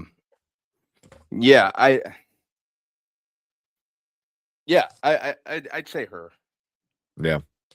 Yeah, she's good. Robbie was really good too. I wasn't sure what to get from him. Yeah, I wasn't sure what to get from him, you know, but for me, the best once they introduced him, and like especially at the end, was it was Electro, but I think they called him something else.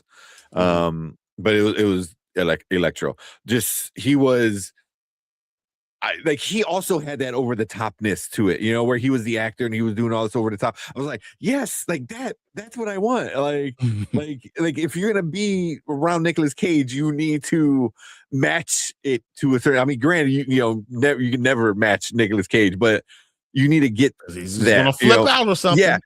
So whenever they were on screen together and he was the bad guy and he was the good, like that was so much fun. Like he was.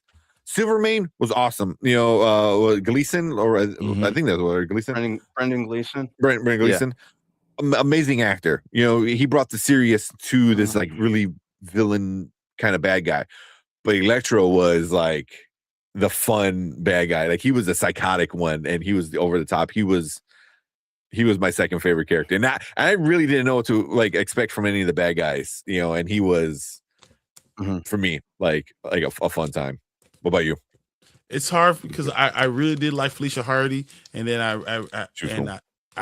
really like, you know, maybe I like Jack Houston because Sandman, because we've seen him in Mayfair Witches, and I really did like him in Mayfair Witches, but I really liked him here, so I thought that kind of hit me a little bit better for me because I liked seeing him in a character that I actually liked. Yeah. So that's another thing for me. So I will probably Jack Houston probably be my guy, the Sandman guy. Yeah, the Sandman guy. He was cool. I liked it. That said, notice in the first few minutes he talks about the multiverse, and later in the show we find out his character changed his name. I think he was Peter Parker. And then Mama Bear says he was Ben Parker. He changed his name to escape his fate. So yeah, that's what I thought. I thought he was Ben Parker because Ben Riley, you know, that the Ben part made more sense. Yeah. I don't think. Do they say it in the show though? Like who he was before Ben Riley? I don't remember them saying who he was. No, they just imply that he had a different name, different identity. They just didn't. Yeah. I said, don't take me seriously.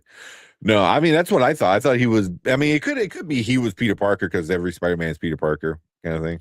But you know, who's Ben Riley? Ben Riley is Peter Parker, the clone.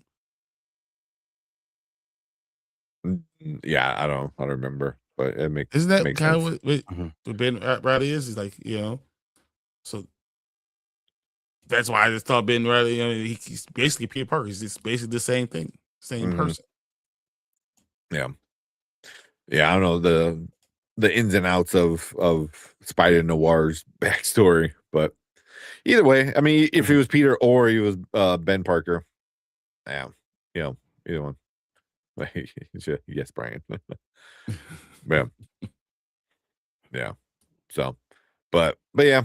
For me, it wasn't. It was. I don't know, man. I would say disappointing, but I just wasn't having as good of a time as I thought you were going to be. Yeah. I would say the one good thing, like one thing that really like stood out for me was I did not expect the giant spider monster to be the thing that gave him his power. Is Jesus. Oh, the spider. Yeah. Like the spider creature thing. Like he pulls back the blanket, and I'm like, what the? Oh my god! Like, man, I was not ready for that. So, yeah. But I almost said, nope, I'm done. Like shoot it, kill it. So get a big shoe, burn it with fire. Yeah. Anything else you guys want to bring up? Besides the fact that I thought Nicolas Cage, I mean, I told you at the beginning I thought he was going to take me out of it because he's Nicolas Cage. The idea that, once again, I said Ben Reilly kind of worked for me because he doesn't have to be Peter Parker. He didn't have to be specifically Peter Parker, and he could still be him because he is a clone. So that kind of works. And almost to a point where I was wondering, is he really that character? If that makes any sense. Like, who is he really? Did he lose his memory and he's actually someone different? And we could go more with this. I feel like you could get another season out of this, doing something different. I think they are doing another season, have right? 2 or 3, can work. Even though Nicolas Cage is 62 years old, I feel like that it can work. And I'm though he was older, it kind of in weather kind of worked with the story. It worked. Yeah, I think I'd be good with another season or 2. There's more you could do in each season. It's I think with detective noir stories, they can really, several seasons could really stand on their own. So yeah, I definitely I definitely watch more than one season. Yeah. Do more I love detective noir stories and they struck a good balance with him being a private eye trying to kind of solve this case, and him doing, spider, the spider stuff. It did get a good balance. It wasn't either one wasn't overpowering as far as storyline goes. I thought it kind of hit the right way. Which is the exact opposite of what I said when we first were watching it, right?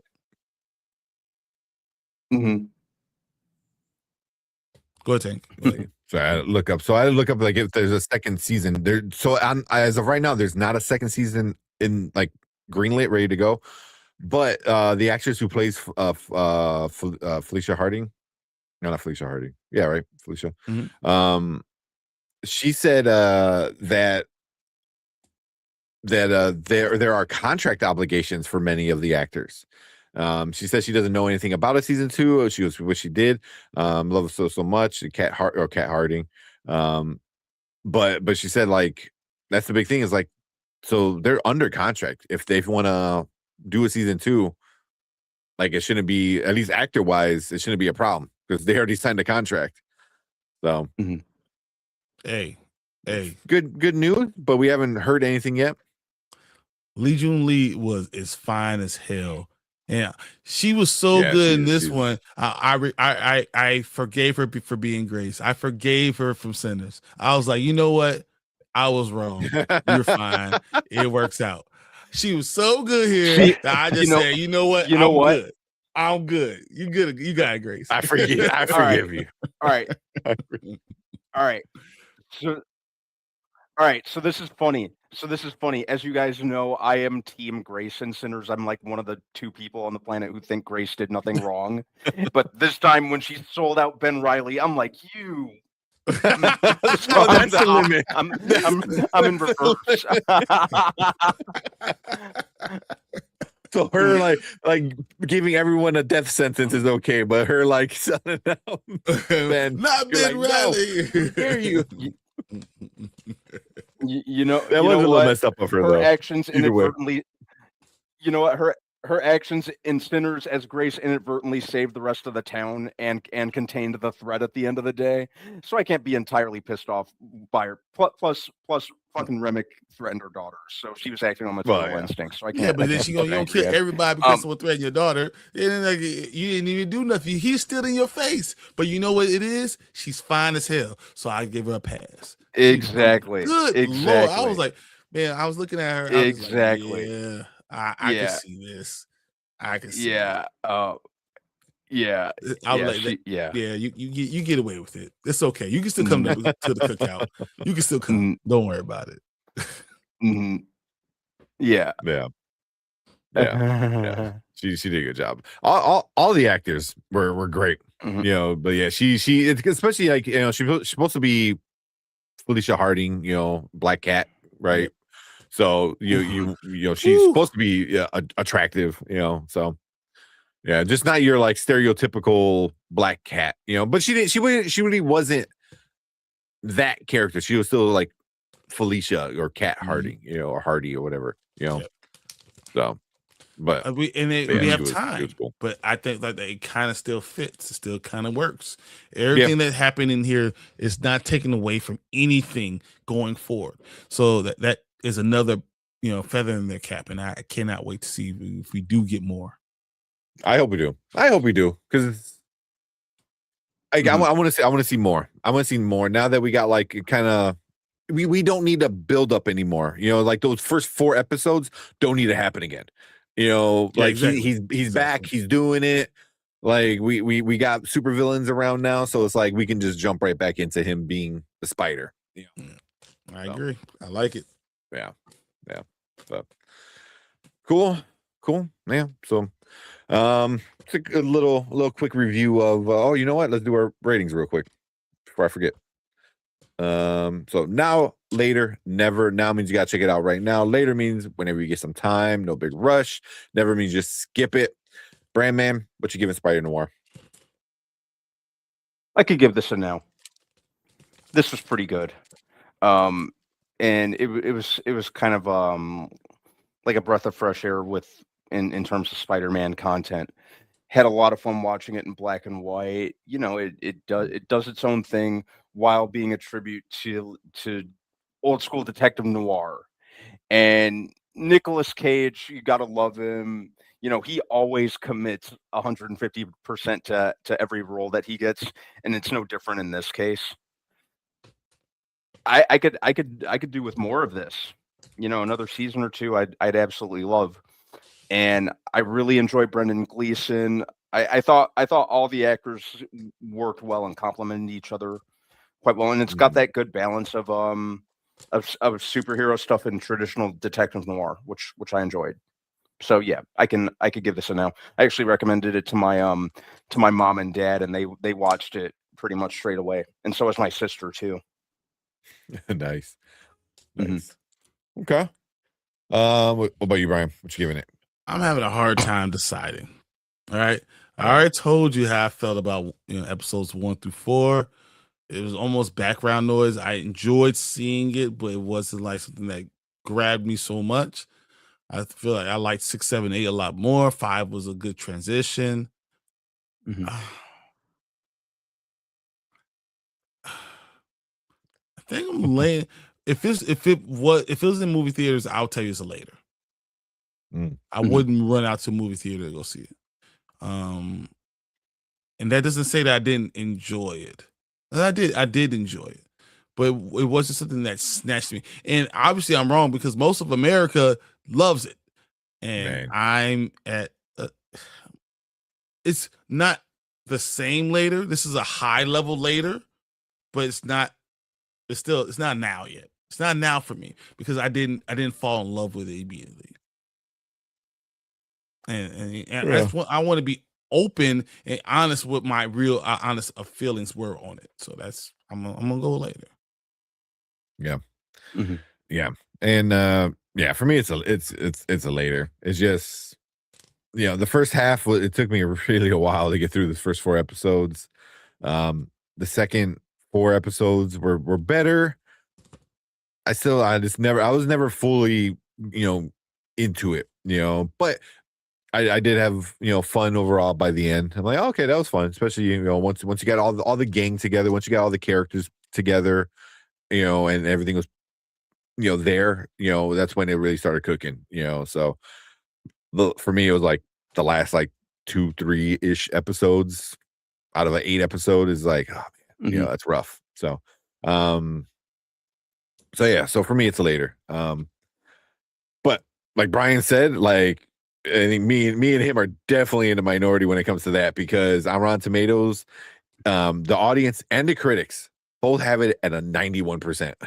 So freaking everyone loves this thing, and all I hear is good things. Everyone kind of talking about it, saying how much they enjoy it and how awesome it is, and Nick Cage was great and everyone was great. So yeah, it's gonna get a season 2.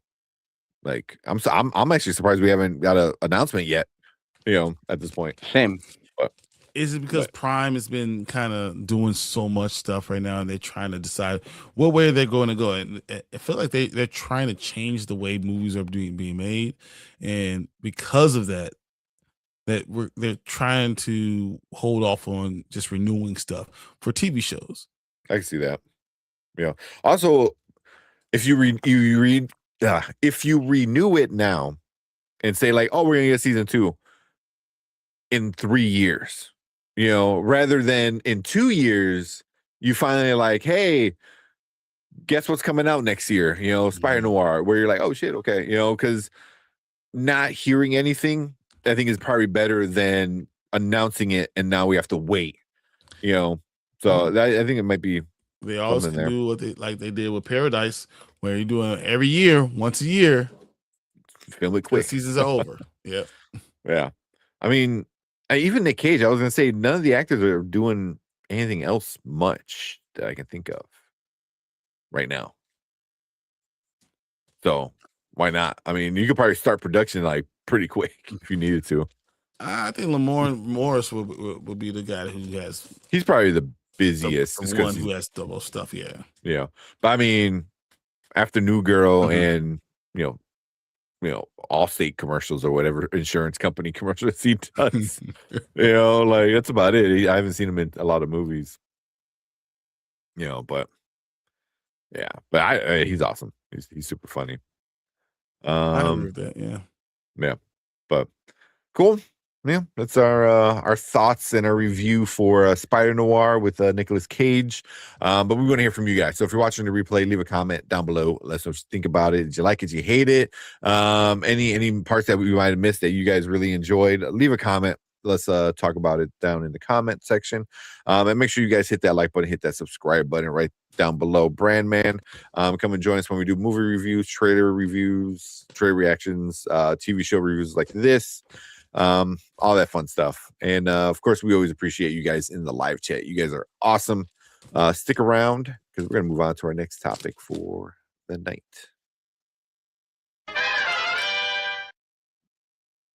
Next topic is those eyelids. Yeah, I'm gonna back of the eyelids. She is selfish. Hang on. Hang on. Two things. One, they were dead anyway. 2, you wouldn't just toss your kid to the wolves, so I don't want to hear it. No, but you know what? But I also wouldn't doom everybody else to become vampires just because of it. And especially because they weren't going after her. They said we're gonna go visit her. They didn't leave to go do anything. It's not they were walking off to go say we're gonna go find her. They're literally saying we might. And you know she's what? like, I'm going to do it all now. No. Remick was like, let me in, or I'm gonna go kill your daughter. Okay, and if he walked out, they kind of hang on. Wait, let me finish. Hang on. They were and plus it was kind of implied that they were kind of mentally kind of taunting her into doing it. But Remick was telling the truth about, no matter what his intentions were, Remick was telling the truth about everything else. So eventually, and he wasn't going to stop until he got what he wanted. So no one. What did Grace do that's going to stop Remick from going to get her daughter if he wanted to? What did she do that's going to stop him from going to get her daughter? That because it ended up solving the problem. Remick walked away, didn't walk away. So because of what she did? Yeah. No. Yeah. Grace was dead. So there's nothing that she did that stopped Remy from going up. Remy could have won. He just went too far. He could have won. Yeah. Had nothing to do with Grace. Yeah. Grace didn't win or lose anything. She didn't do nothing. Also, she killed her husband. You But know I'm what? like, at that point, it's too late. Yeah, so both of them are dead now. Like, and then Yeah. burnt away. And guess what? Now her daughter has nobody And nobody. in the South. Remick made the fatal mistake of being too cocky and getting in his own way because he pulled in Incredibles and started monologuing. I say he And, started He did. And plus, you know what? In hindsight, what even was his plan? Because he was bullshitting around and the sun was getting ready to come up. Yeah, that's the thing. He's Either like very way, fast and loose. whether by the sunrise. yeah, what the hell was his plan anyway? But like it was I lost my train of thought for a minute, but luckily Remick got too cocky and got in his own way, and Well, yeah, and Remick Smoke was able to lost. finish the job. I don't know if Grace did anything to do any of it. Literally, everything could have still happened. Her daughter still was going to be in trouble. Her daughter still probably was in trouble. If we had a Sinners 2, we probably would have said her daughter still had a very bad time because of the decision that Grace made. Emotional ass. She's fine though, so it's okay. Wait, are you gonna just toss your kid to the wolves? No, I'm gonna wait till they try to go get him. Well, because like, I'm not going to kill myself. Yeah. I'm going to try to figure out a way for me to live to be there for my kid. Yeah, because I'm like, if I can survive until the morning, then I can We'll get to move. her a lot quicker than the vampires can, because the vampires can't do anything out in the sunlight. So, And it's not like then they don't you have grab her. money. You go get the money, you go get in the car, and you drive back to Chicago. Go to Chicago. Yeah. Remember, you going to Chicago. You go Yeah. do what you gotta do. Like there's other decisions you could have made. That's all. She could have made some other decisions. But Well, she's fine. She's fine. So I'm less upset with her. He is super fine. I'm just, the more I watch, I watched it not too long ago, and the more I'm curious, I have like a lot more questions, because like they all start sharing memories, right? All the vampires and everything. Like Remick is patient zero, vampire zero of this group. Mhm. So it's like, so doesn't Remick technically still live on through what's her name and the other brother? Mary and Stack. Mary can go. Stack. Yeah. Mary can go to hell too, by the way. But yeah, that's what I was wondering. You're not wrong. Yeah, that's what I was kind of wondering. I've asked myself the same exact thing whenever I revisit the film. Yeah, because I'm like, isn't Remick still But he's kind of dead. alive? Like, he's dead, but all his memories his memories live. are there, but he doesn't live through that memory. So like they remember memories through him, Yeah. through Stack and through Mary. But I don't think Remick himself is dead. So he doesn't get to enjoy anything. But I was like, because like his memories and his ideas and his thoughts is what drove him to do what he did. So I was like, I mean, if he remembers that, he remembers everything that drove Remick to do it. So I don't know. It's just kind of like really interesting. Like I'm like that's why I would love a sequel to get into that stuff. But I get it. I get why Coogler is like, nah, I'm good. I was like, that might be for the best, man. Yeah, that might be for the There's best. no way you're gonna have that same success. Yeah. Yeah, I'd You're so gold, take right? a sequel, but I'm not. I'd take a sequel, but I'm not sure I want a sequel because it Exactly. stands on its own so well. Exactly. And I'll take the spinoff though. I'll take a spinoff with the Native Americans. That would be that dope. 100%. Chopped out Indian demon hunters, vampire hunters. I'm getting fonder of comic continuations. So if they wanted to do a comic continuation of like the Choctaw, or like a even like a comic prequel about like what Smoke and Stack were doing when they got out of the military in Chicago, that could be potentially cool. But I think just leave the movie as is. It's sometimes a one and done is It's a good standalone. It's a good standalone. It's a great standalone. Yeah. and it I'm so excited for Coogler's take on the X-Files after that. That's gonna be fun. Anything that he does, if he didn't already have my attention, he definitely has it now. And he's doing Animorphs, or he's going to be involved in the Animorphs series. Yeah, I don't know if he's writing it or stuff, but I know he's involved in it. I think he's only like the executive producer. Yeah, but he's got his pick. He's got his pick of projects now, which is cool because Sinners definitely made him an A-list director. So, yeah, I'm whatever that dude does or is involved in, I will watch. Bring back T'Challa. That's the last thing we say. Yeah. Except for that. Yep. Oh man. All right. Oh, I'm getting tired. I got let's get out of here. Tiger balm up my entire leg. Oh man. Go try to get some sleep. Go get some sleep, and we'll do this again on Saturday. Okay. Yeah. Oh man. Cool. Let's get out of here. Yeah, everyone have a good weekend. I think tomorrow's supposed to be nice. I think the rest of the weekend's supposed to be nice, right? I think we're done with the rain for the most part. 100%. Yeah. It's my birthday. Gotta be nice. There you go. I know better. Exactly. Right. Yeah, I think a little bit of rain Saturday night, but that's about it. It's supposed to be pretty nice until the week. So there you go. Some good weather for Brian's birthday. So yeah. So cool. Yeah. Man, we'll be back Saturday watching. Hopefully, if I can come on earlier, we'll try to knock out a couple more episodes. That'd be great. Of Expanse. There's only 2 left. Shit, that's right. Oh my god, I want more. I want more. So yeah, so I'll try to get on early, and then we can watch like 2 episodes before the From stream starts. But yeah, we'll definitely watch some Expanse. Go watch some From with Brian and Anzo. Then get to sing Happy Birthday to Brian. Because by then it'll be your birthday. Yeah. So, oh man, but yeah, appreciate you guys.